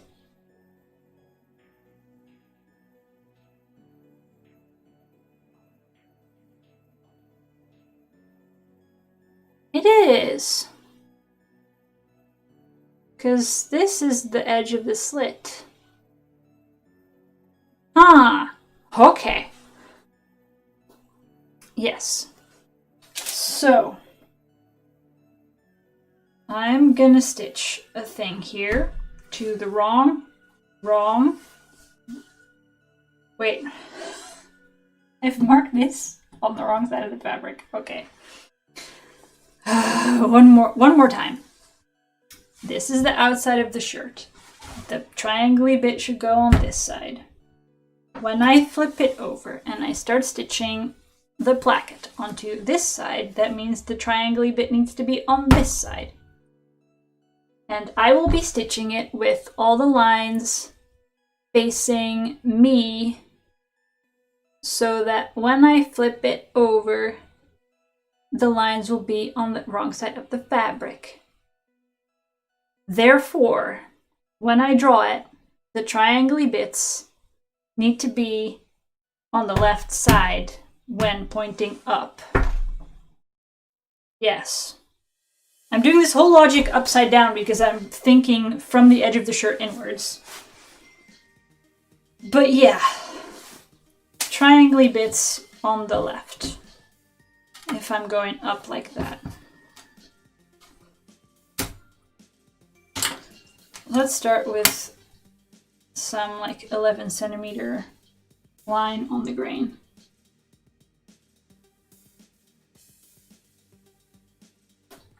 Brain, brain, brain, brain, brain, don't let me down.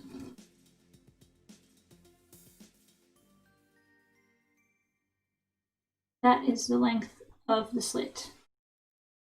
And let's extend the line a little bit for good measure. This is the length of the slit. Then I'm going to draw some perpendicular lines.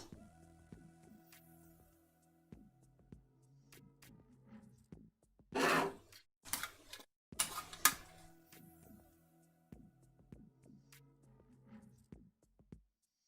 feel like when I'm finished with the journeyman palette, I have a whole... Oh yeah, it feels so good to have clothes that you almost forgot about because they were in the to-do pile, just back into rotation.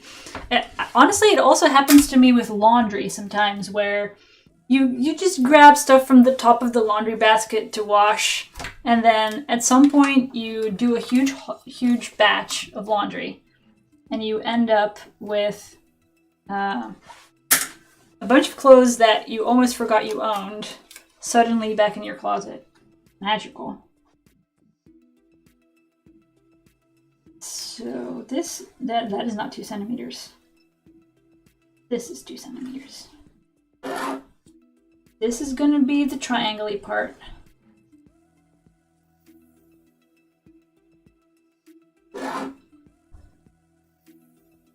And this is going to be the slit part.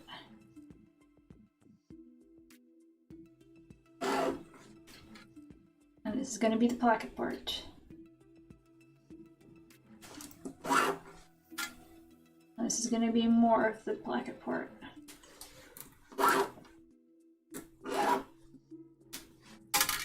And this placket part being 11 long is correct, because that's how much it needs to open. And then the triangle part will be slightly longer. It's kind of like this.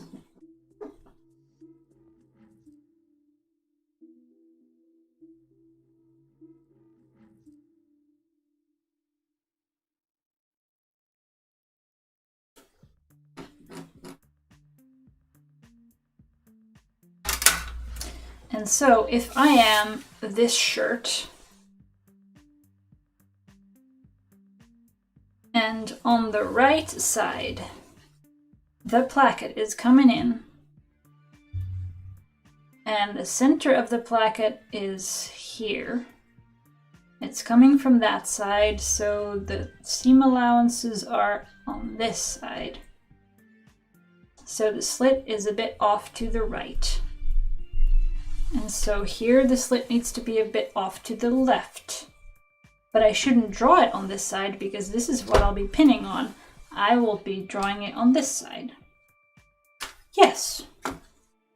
The slit will go 2 millimeters in from the center front line. Let's do this.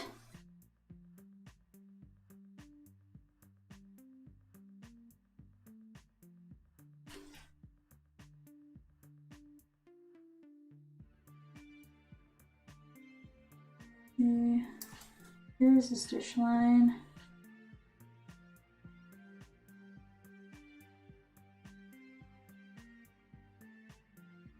That is where the slit ends. Whew! And this is it for real. I maybe shouldn't have done it this way. I maybe should have put interfacing on this first and then draw all the lines. Okay.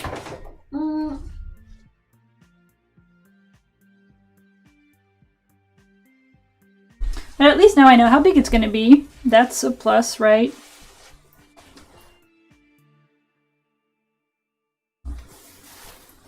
This is such a garbled mess.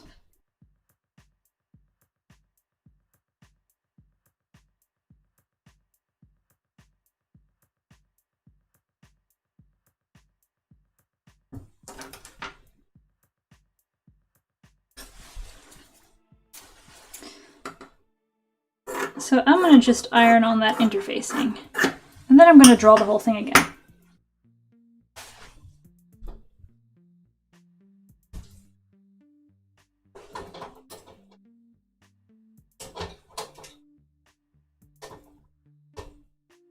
Hello? Piece plug.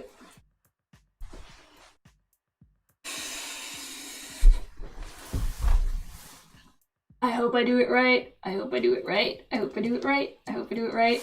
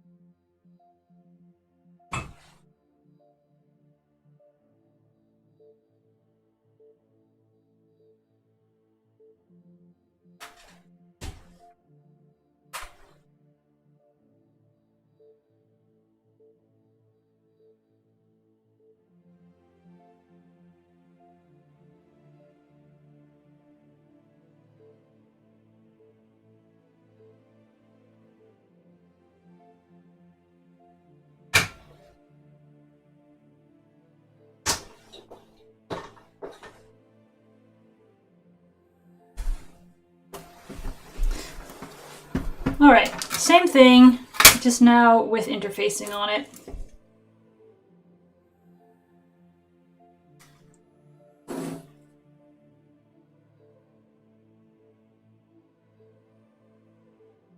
$11cm line.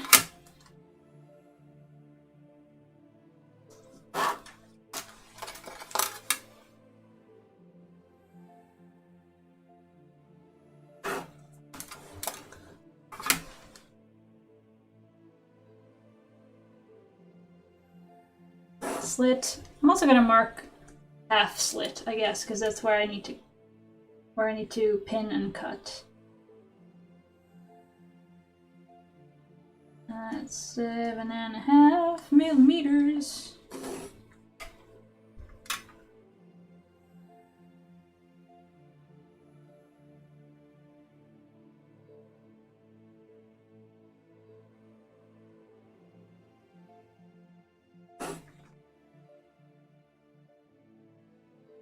Oh, this is really hard to see.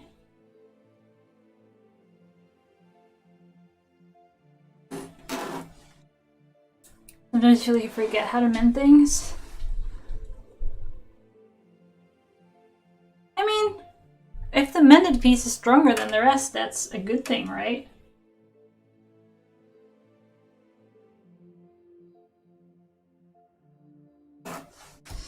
Alright, so slit 2, 3, 4.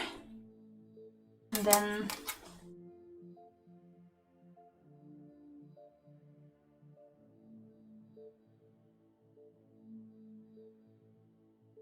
triangle part number 1. Triangle part number 2.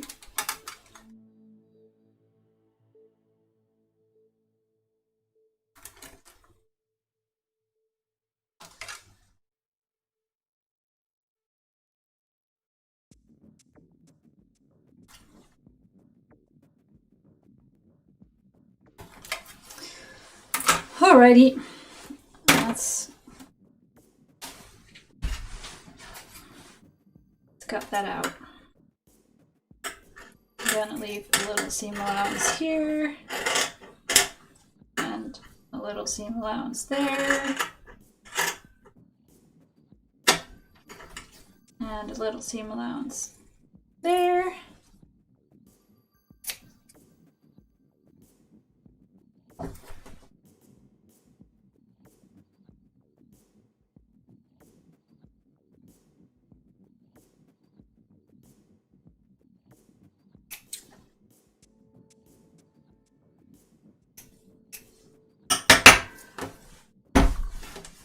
There it is, the thing.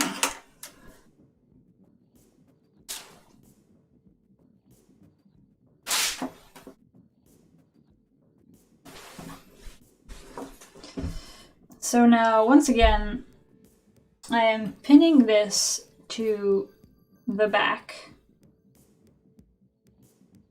so that on the front, the triangles will be on the right. And I'm pinning it slightly to the left because when the triangles fold over,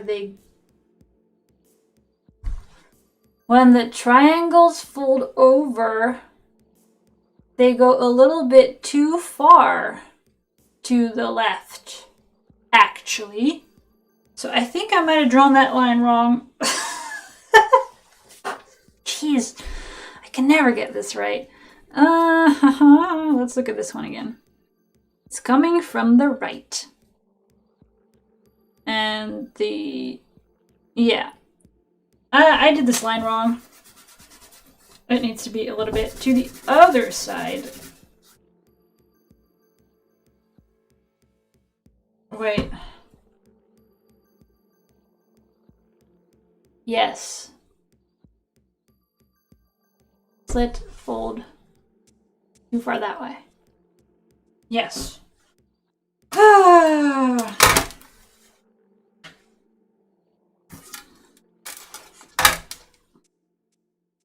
And now I'm wondering whether I just caught myself and prevented a mistake, or whether I got it right the first time and now I'm doing it wrong. But I think this checks out. Slit goes too far to the left, so when placket comes from the right, it compensates. Yes. Yes, yes, yes. Yes.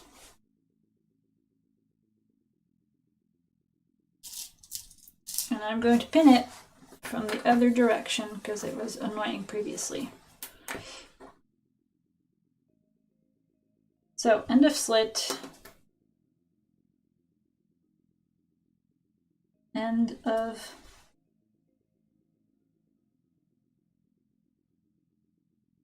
slit here.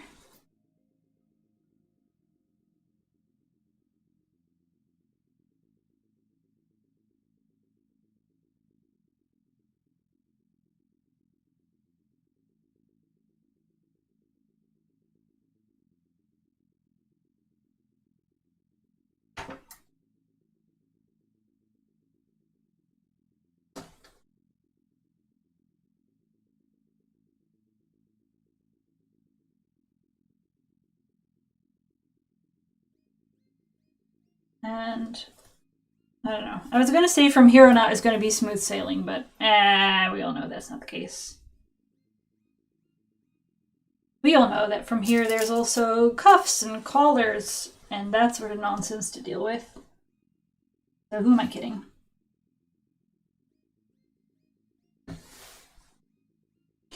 Slit goes here, placket goes there. And I think it checks out. Okay.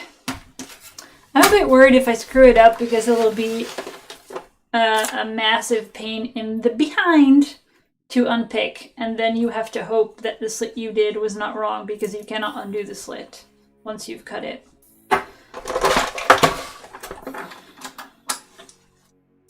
Then again, worst case, make a new shirt, right? That's a thing I can do. Make a whole new shirt if I have to.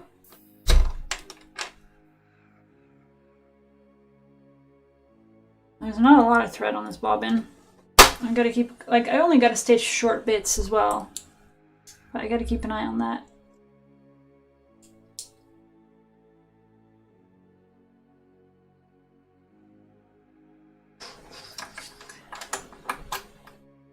Do I want to? I mean,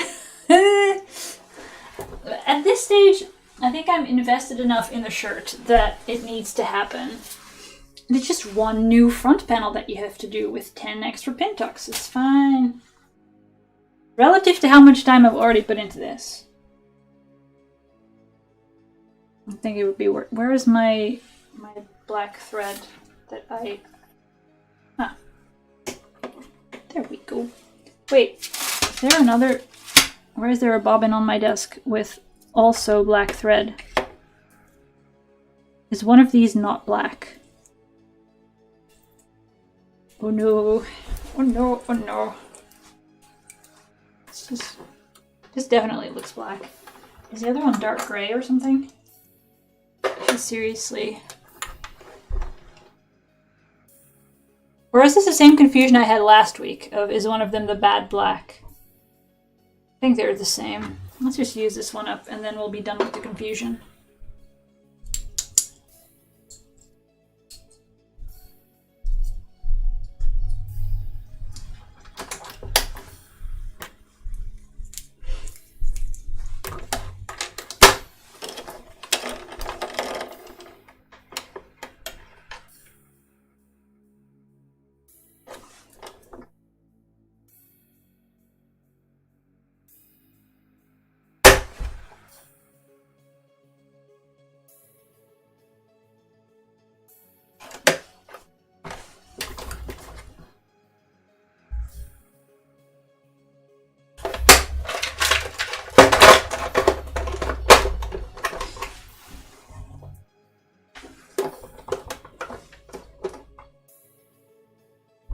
Alright, here we go. Last chance to check. This is the inside of the shirt. I will stitch it like this. I will then flip it outwards. and it will be on the outside of the shirt, and that will be correct. Yes, yes.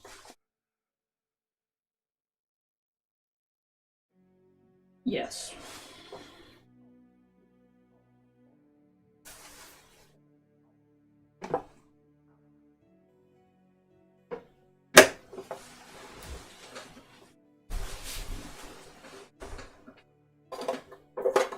Yeah, it's also the reason why I always buy a generous amount of fabric for what I'm making.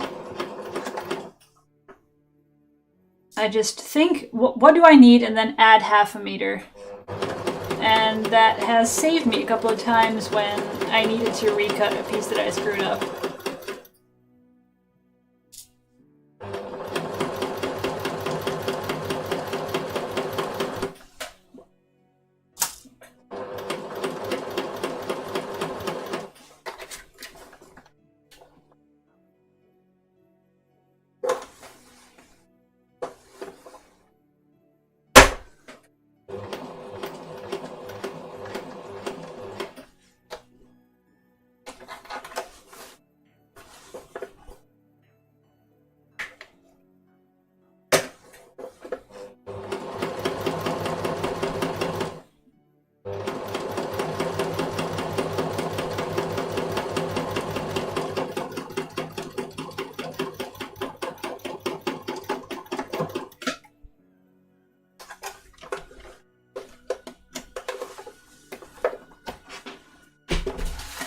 Alright, slit cutting time.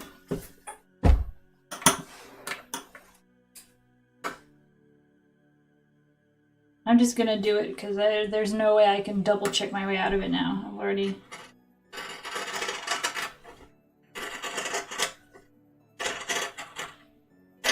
At this point, I just gotta trust that I did it right.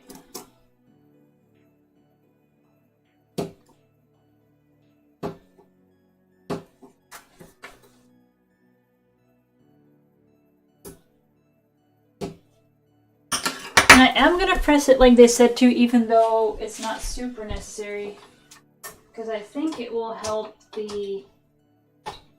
Oh, I also didn't pre-press all the lines yet. So I'm gonna pre-press all the lines, and I'm gonna also press this that way.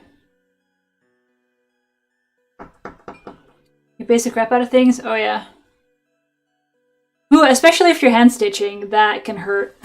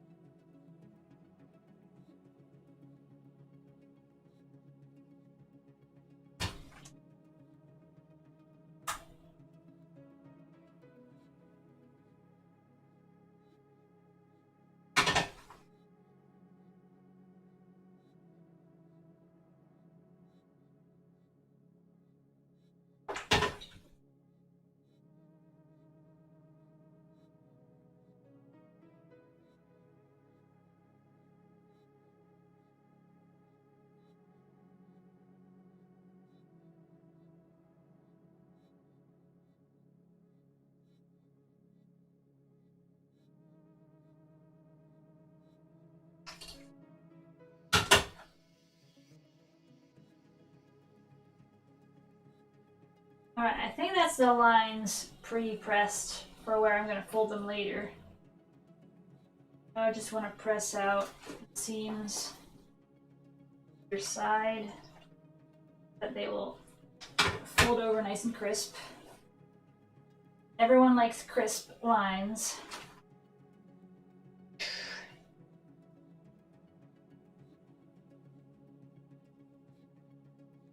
All right. I think that's it.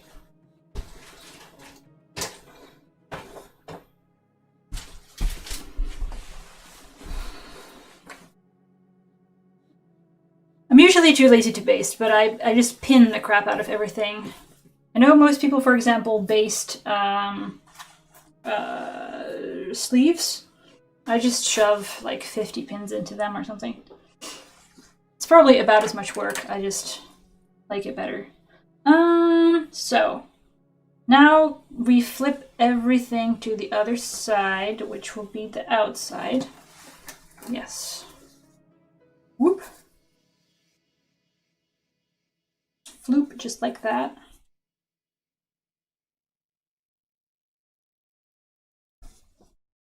Yes.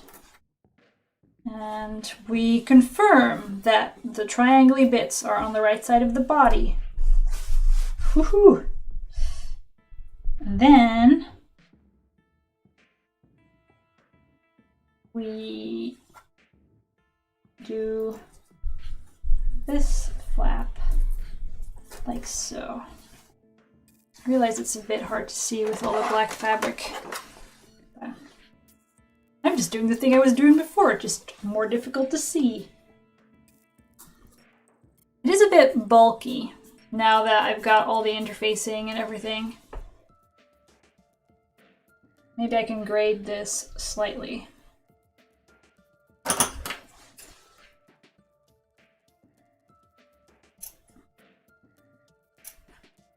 It's already quite narrow, but it helps at least a little bit.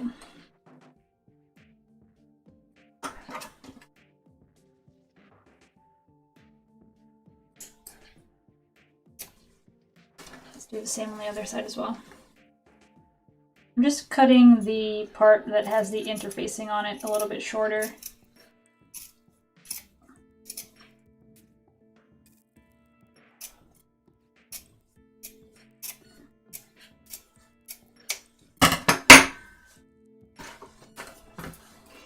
All right.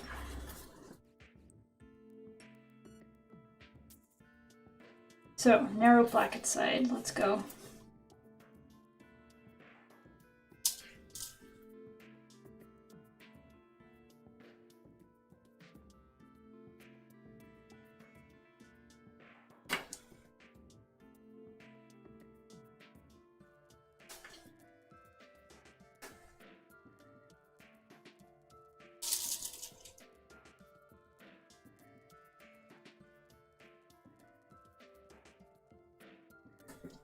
You can just see the stitch line along the edge, but really you have to like look at it like this to even see it.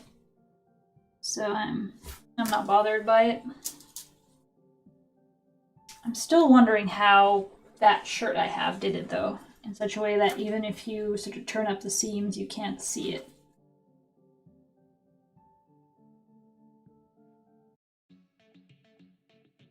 I mean, in theory, you could just sort of fold it around a cut slit without doing anything, but I'm fairly sure that that cannot be correct. Well, it cannot be easier than doing this.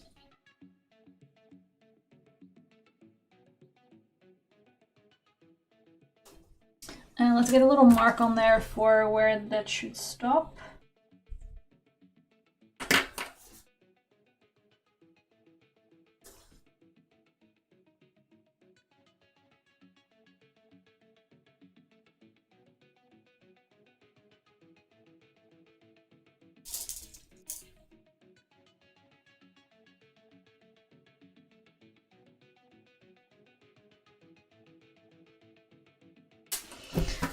Okay, let's try this. With the consoling thought that with black on black on black, it'll be hard to see my mistakes.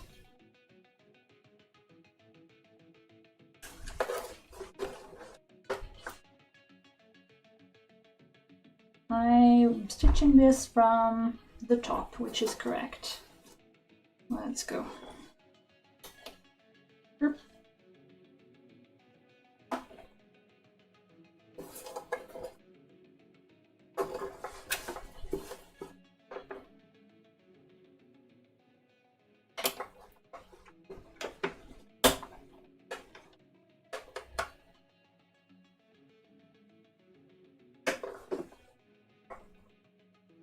The downside is that I can't even see whether I'm stitching anywhere near where I'm supposed to.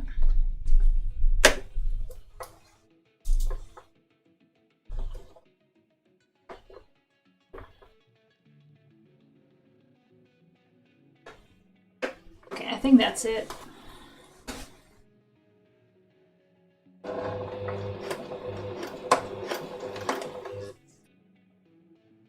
Already it's feeling kind of weird. Maybe the top bead is messing with my...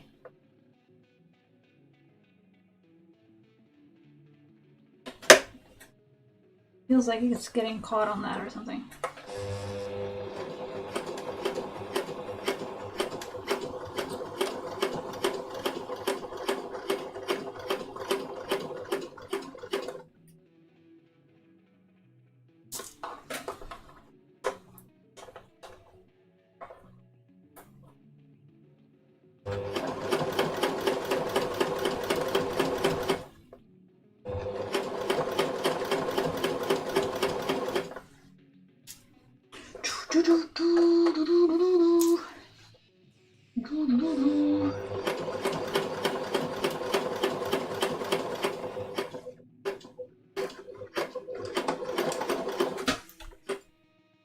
All right, let's see how we did.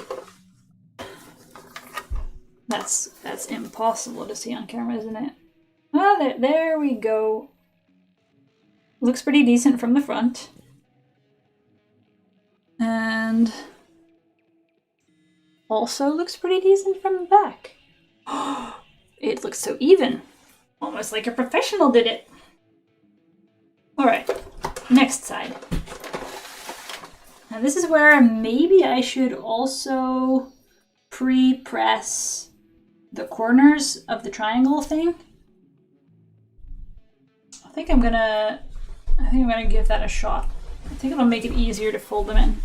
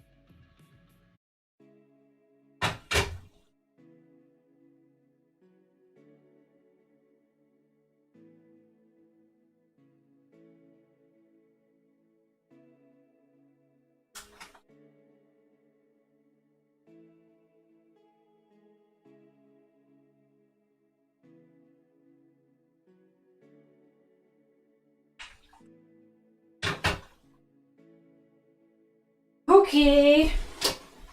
I hope that helped.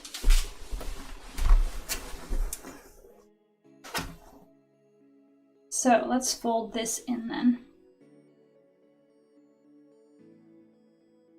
And now the trick is that the left side of this should not get caught in the...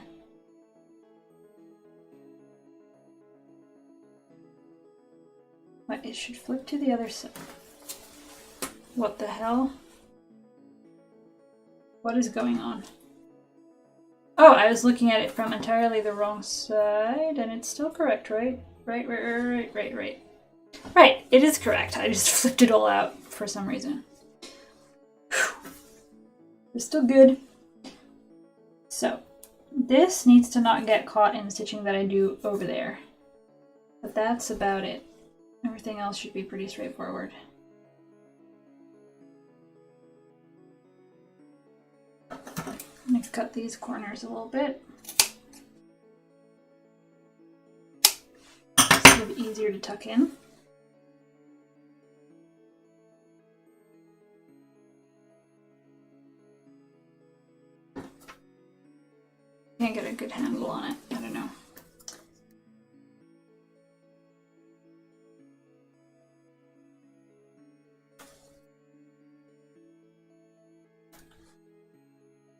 Start with the easy part along the top.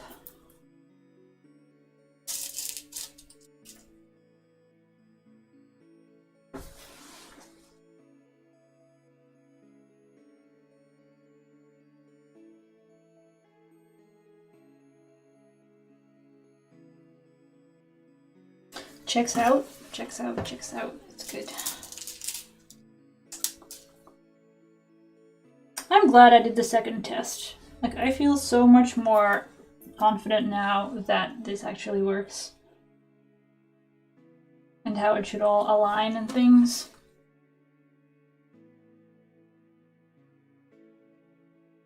Alright, time to do the triangle-y foldy thing. I feel like I should make some additional cuts in here for that to fold properly. Because you've got...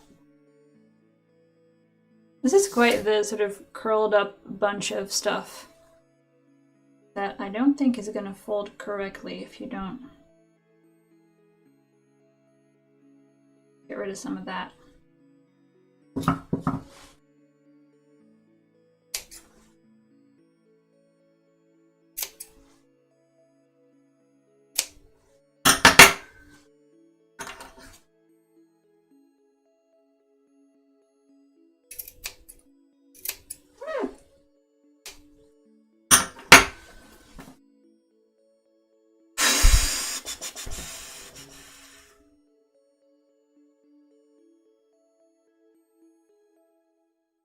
And the game is also that the point should end up on the center front line. That is another game we're playing, but it looks like it aligns correctly actually, now that I've got this folded down. It actually looks pretty good, which is also exciting.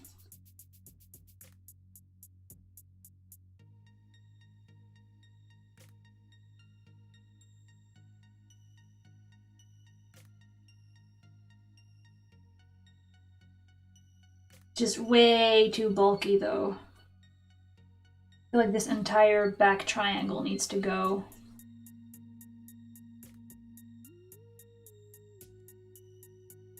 You are in the way.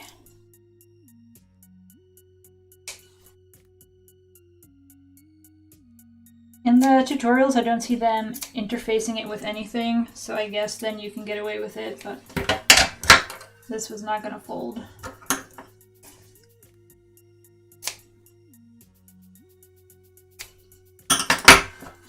Snip, snip, snip. And folds like this over. Can I also just get rid of some bulk here? Get out.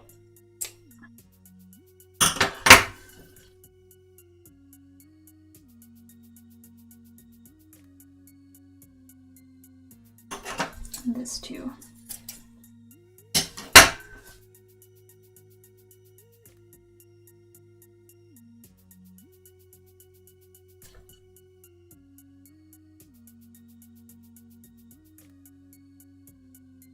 Then we fold the left. We fold the, no, we fold the right first, I think. I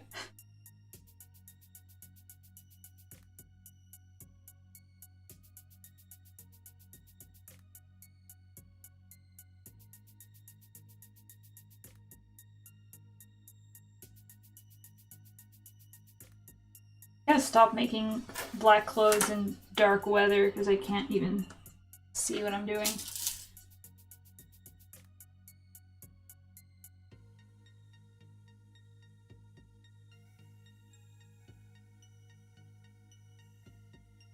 Like something is peeping out from the side here that definitely should not be peeping out. What is happening?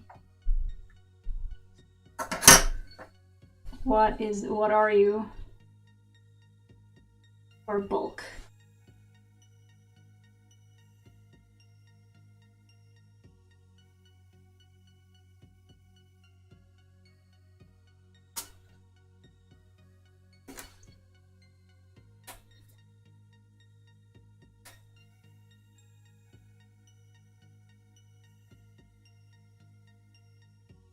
I think that's got it all tucked inside, and then Actually, this should move more like this. Fold over the last edge, please. Now, yes. Ah, this is so chunky. Not in a good way. Maybe you should fold over the tip flat and then fold over the sides. Let's take this out.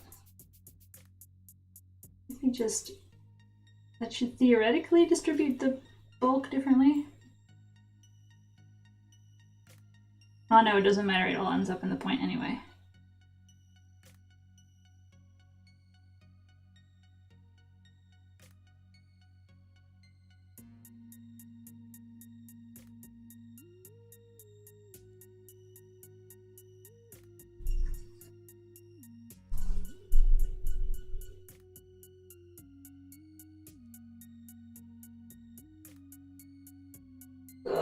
This is so ugly. God.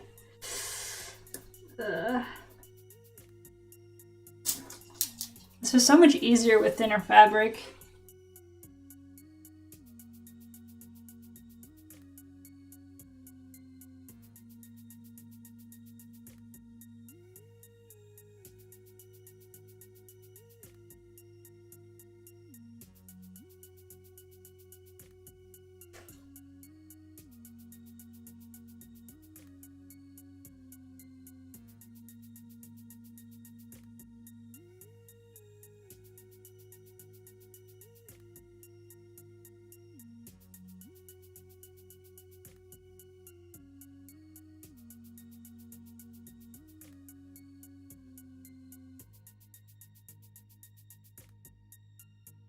This is more like wrestling at this stage.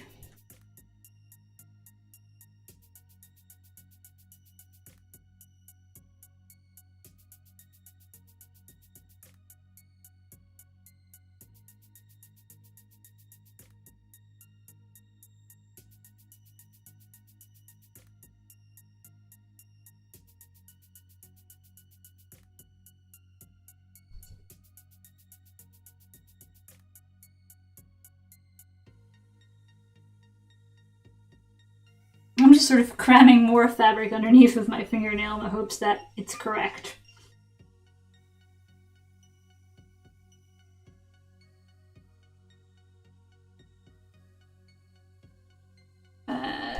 Oh, thanks for joining me, Diana, and have a good evening too.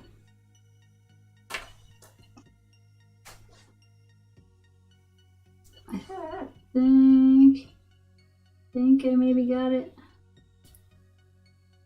Need to get a pin in it to get it. Get it to stay. Okay. I think I got it. I'm just not entirely sure that the corners are even. But frankly, even enough for me. I'm not gonna get it any better, so I might as well.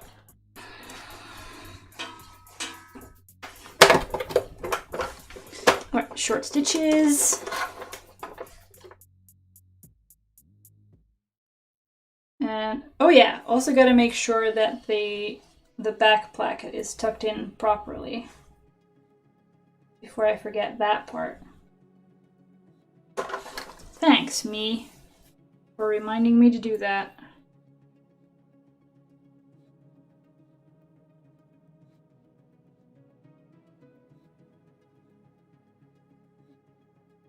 I think I'm actually going to keep this out of the way until I've made it all the way down, and then I'm going to fold it open and tuck it in. Otherwise I might catch it in the original, in the first line of stitching, which I don't want to do.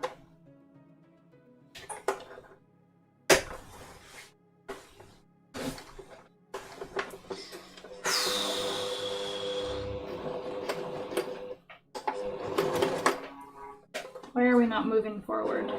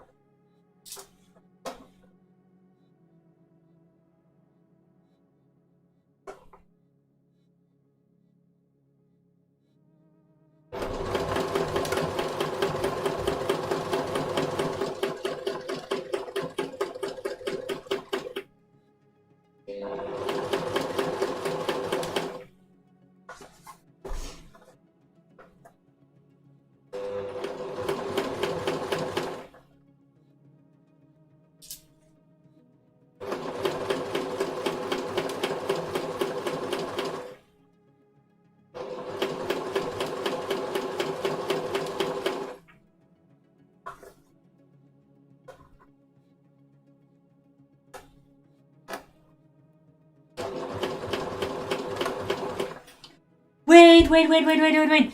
I'm out of bobbin. Oh, I am so... Jesus. I'm so glad I realized before I pulled out all the difficult pins. Oh, okay. Like,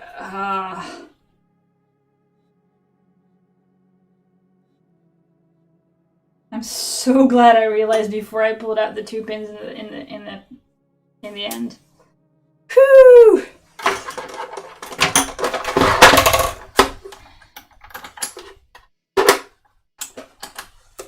All right. I almost stitched the whole thing without actually stitching it and having to redo all the wrestling.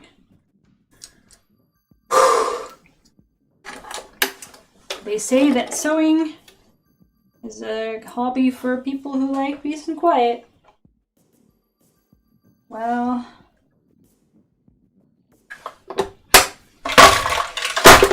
sometimes it's a horror movie.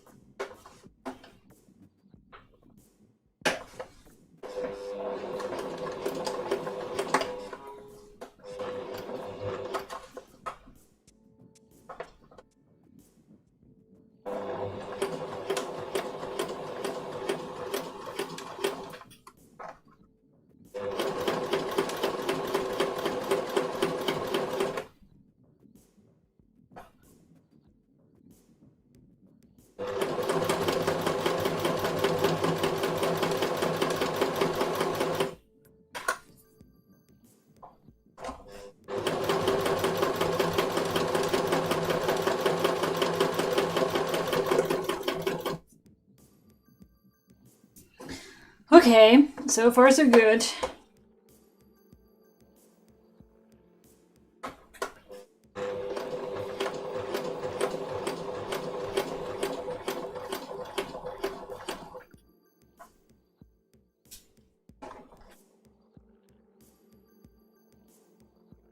Alright, I've now made it past the point where this thing should be tucked in. So I think I can just lift the foot and shove it in there. Actually, I can't see crap underneath there, can I?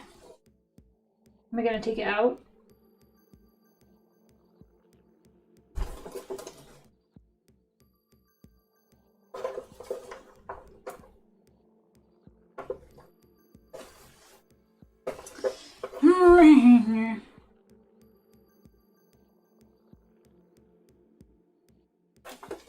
How do professionals do this crap?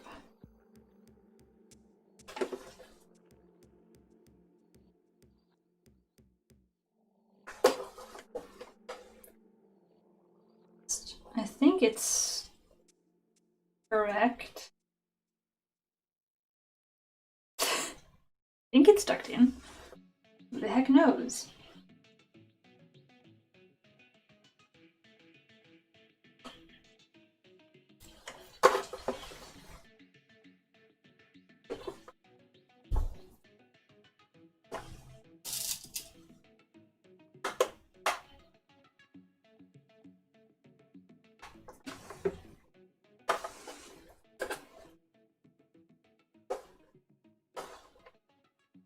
It feels right from underneath.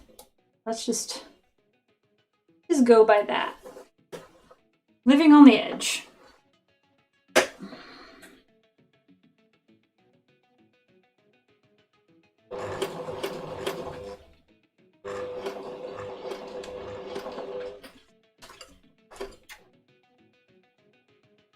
Is that where I should turn? I think I can do one more stitch.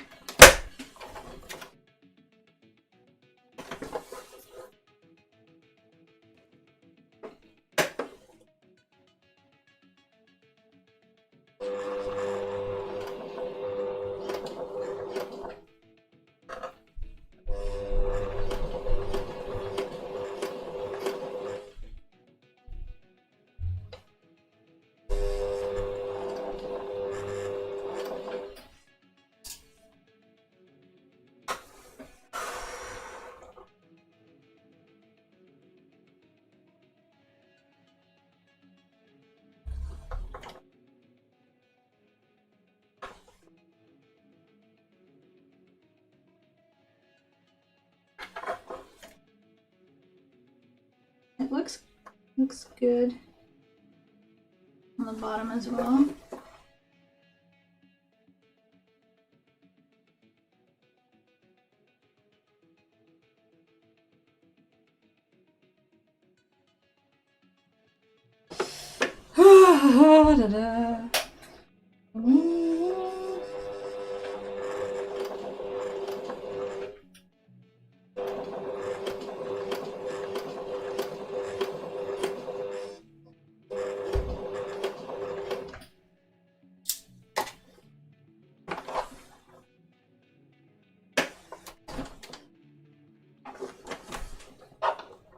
Yeah, I think we've rounded the corner. Now let's double check where exactly the slit ends.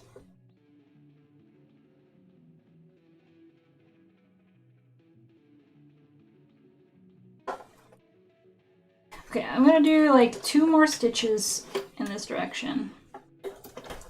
And then flip it and go across. And that theoretically should finish the inside and like attach it.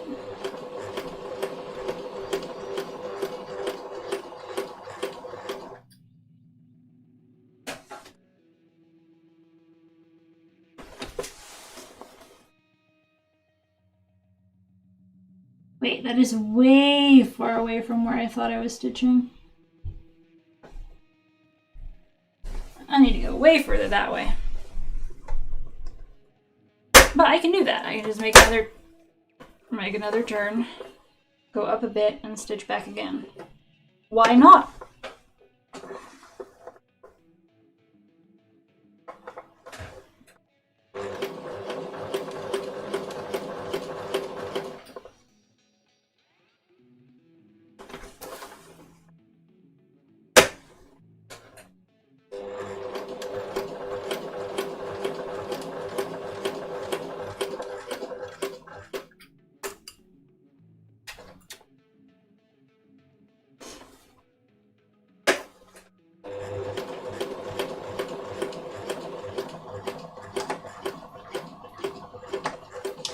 I think that's it. I think I got it.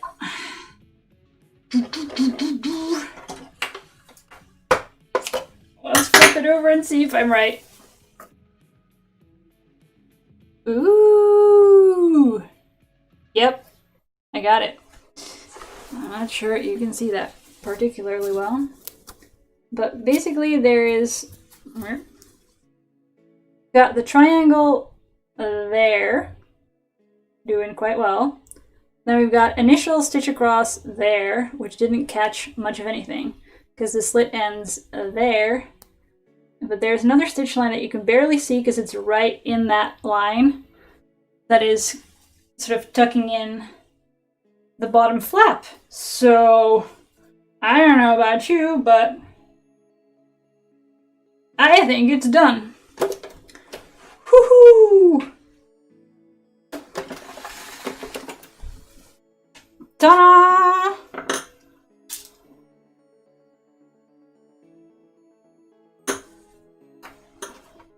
The triangle is not as symmetrical as you would want it to be, though. That I will give it that. Like it's not quite the way you would want it to be.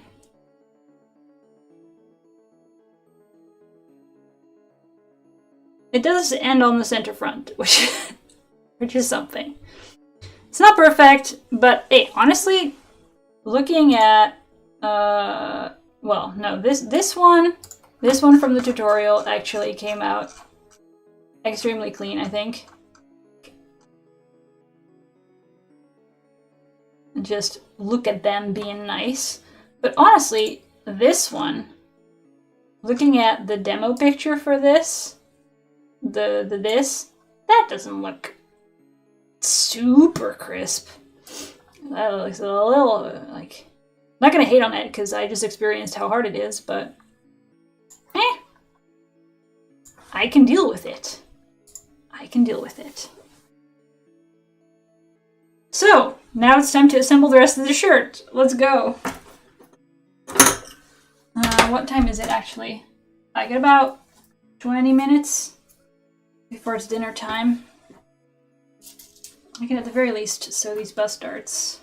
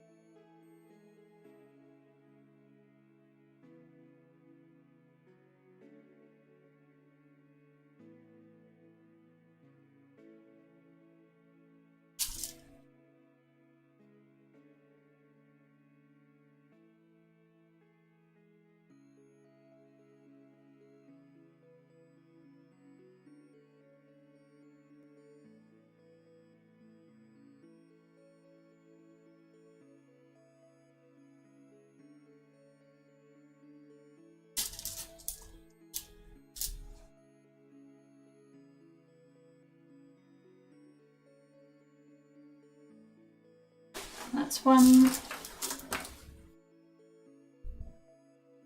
I'm also thinking I finished some of the darts on the back with this is zigzag. But I mean I have a serger or like overlock machine. So maybe I should actually use it to finish some of my edges. And maybe even feeling brave enough to just do my seams with it. I don't like it that much because I always feel like I'm gonna screw something up and then the serger will have already cut off the edge of the fabric and I can't unpick it and redo it. So that always feels a bit like I don't want to go there. But honestly, I can't screw that much up on a side seam, right?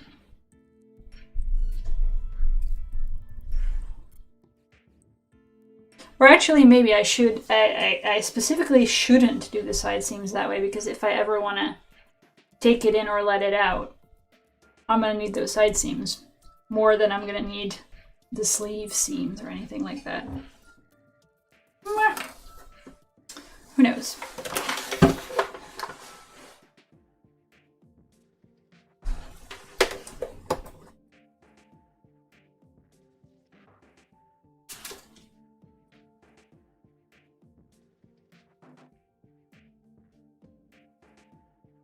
Where does the dart end?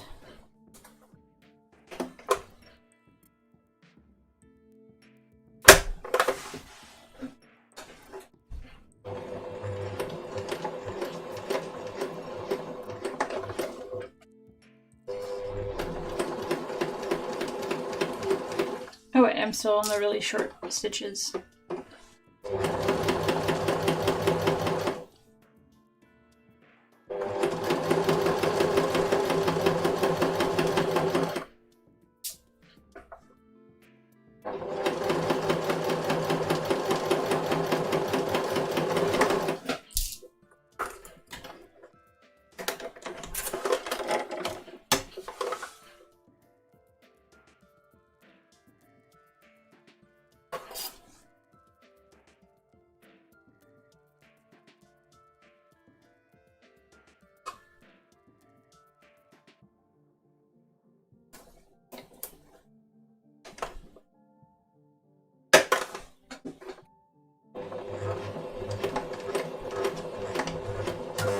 Uh-oh.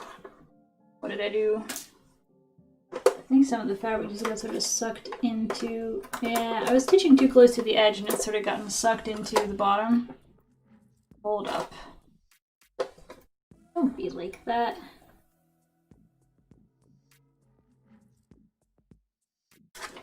Let's just... Okay, screw you. Come out.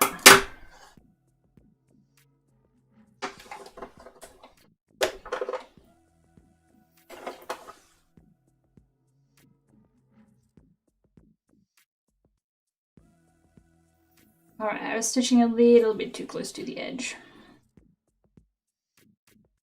Just trying to make a smooth dart, you know? And I got punished.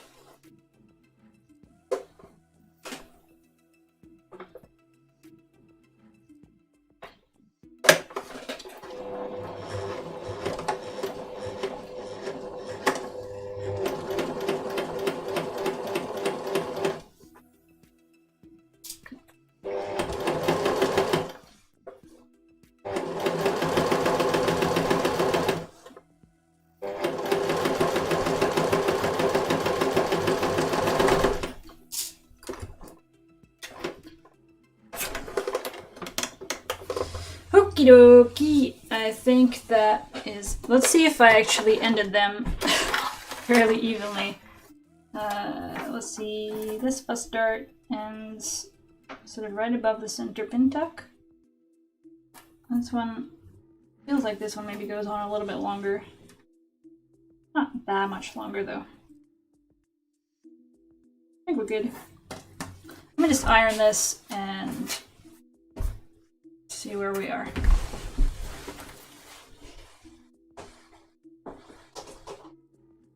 I think next is going to be attaching the sleeve pieces to the front, because we already attached like 2 weeks ago, I think, or last week. I'm not sure if I remember. Feels like a long time ago. Attach the sleeves to the back panels. Now they also need to go on the front. And then I think you can do the side seam and the inner sleeve seam. Like you can just stitch sort of up there and down like that in one go.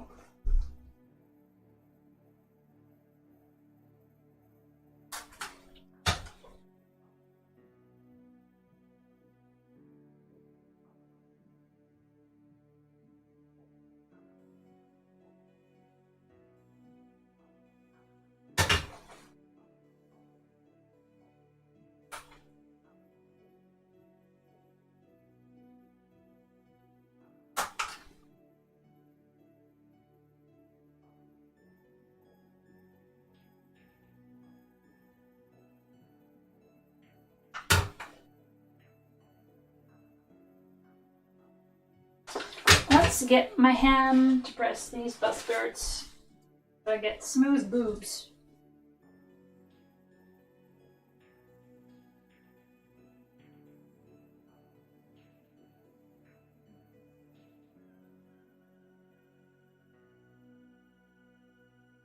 Everyone likes a smooth boob.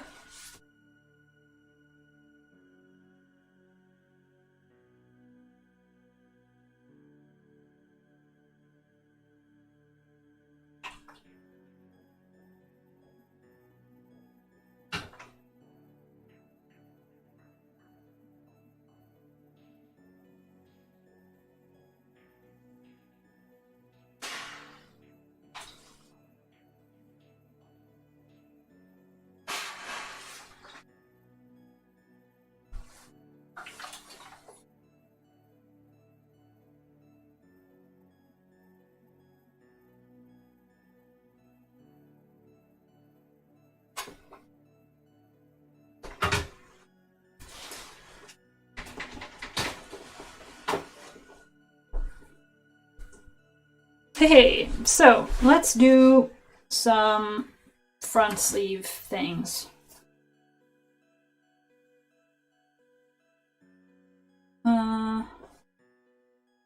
Oh wait, I have a center back seam, right? That's why this is in 2.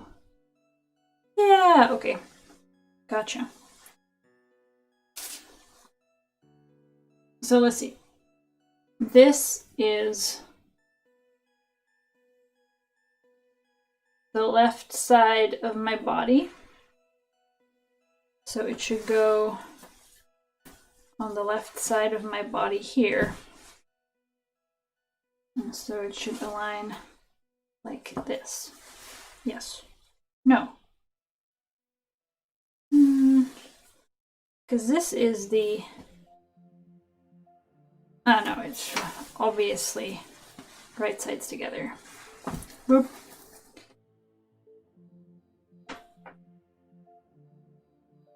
Yeah.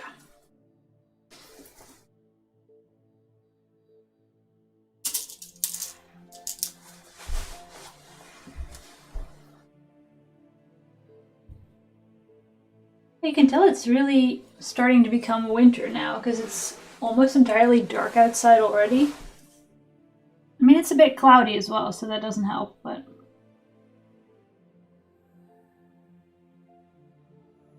not quite summer anymore.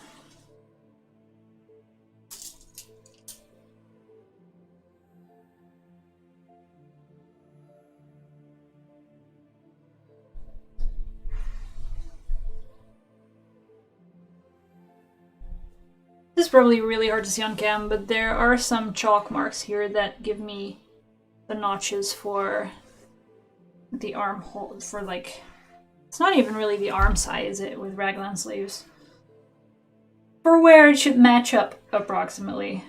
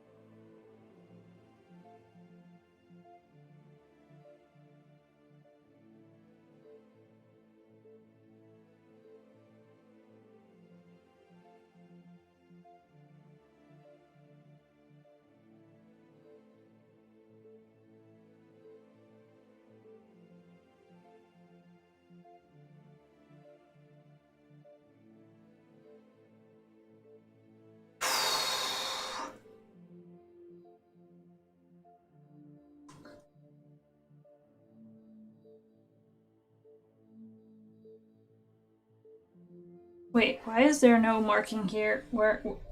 Oh, is this where I lost all the markings with the pressing? Yeah, I can still sort of faintly see them.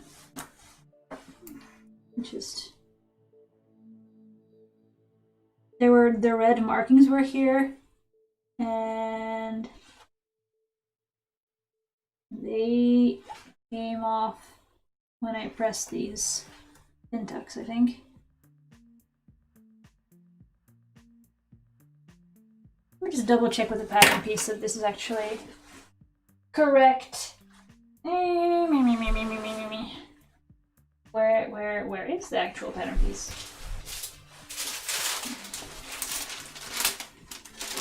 This where there are so many versions of this that I'm not sure that this is the right one. I think I cut away a bunch of stuff from the previous one. Oh yeah, I think this is the most recent one actually.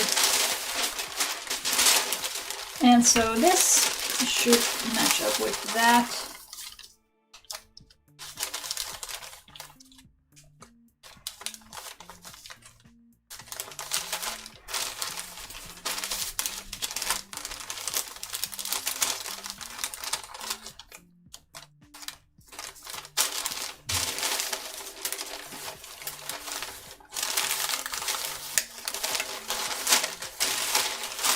Always checking things twice.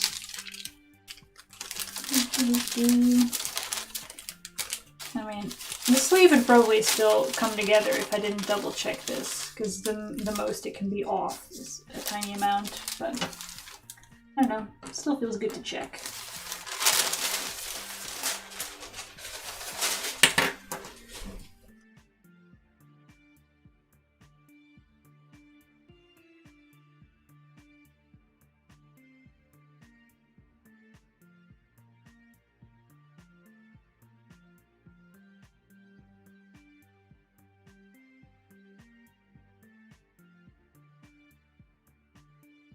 Why does this seem to be a different length than the other thing? There is always a bit of ease in sleeves, but I thought I'd removed that when I did the I'll just get pinning and see where we end up.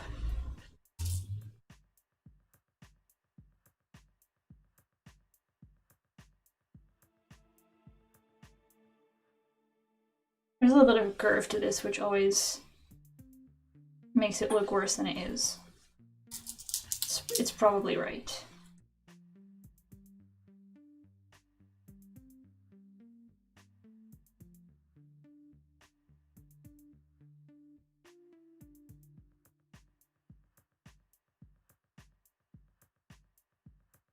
Oh, that's way off.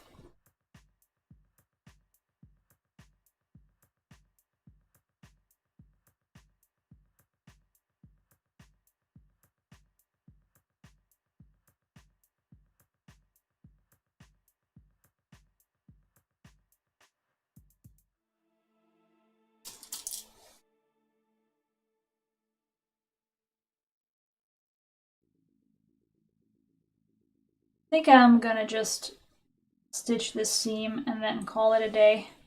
I don't know who I was thinking that I might even get close to finishing the shirt today.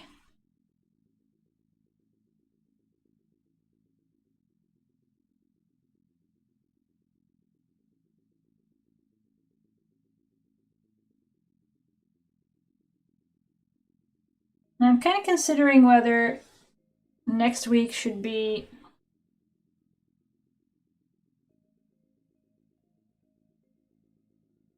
weren't those two sides one before?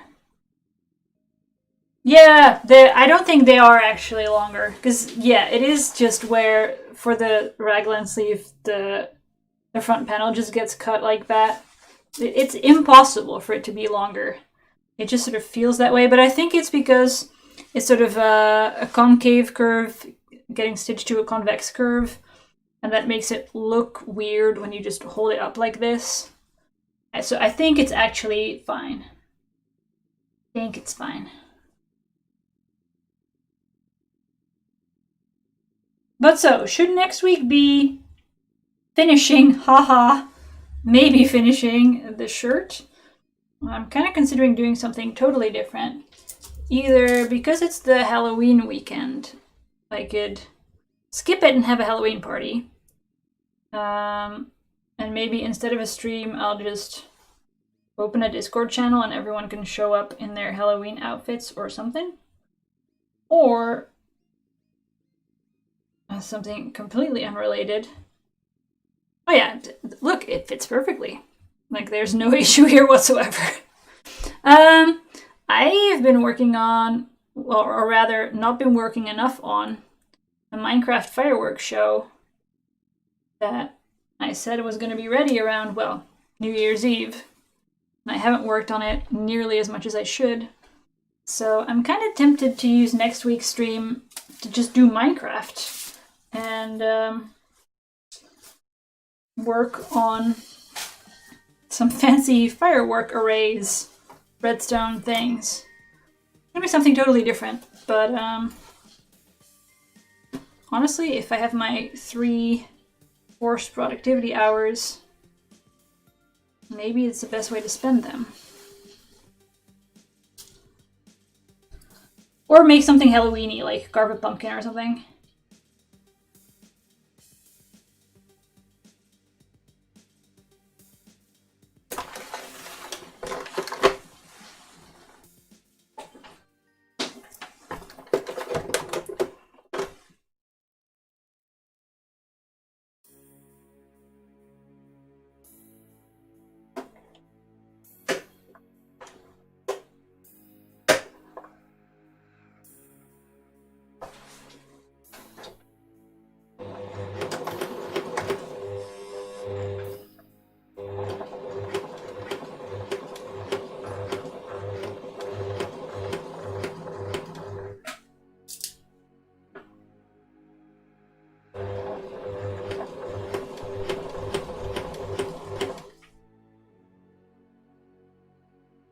Let's make sure nothing is bunched up underneath.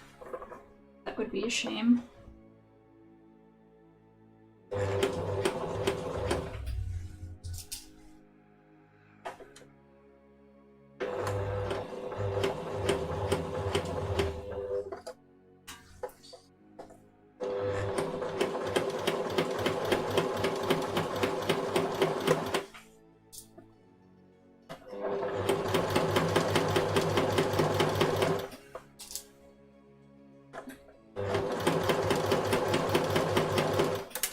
on the other hand, I think that if I make next week's stream about Minecraft, then this shirt, which I'm going to say now, I will finish off camera. It's not going to be finished before the new year. I dropped a pin, and I should find it before I step on it. What I got there. So, I don't know.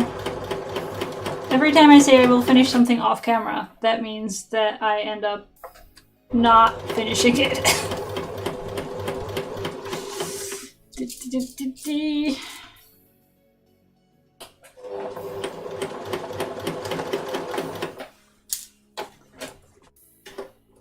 So I will make up my mind throughout the next week on what the stream is going to be, but just so you're aware, there's a possibility that it's going to be something Minecraft or unrelated to the shirt, at least.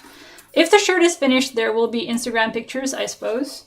So like and subscribe. I don't know how that works. But I'm going to have some dinner now, so I'm going to thank you for hanging out with me in my sewing room again today.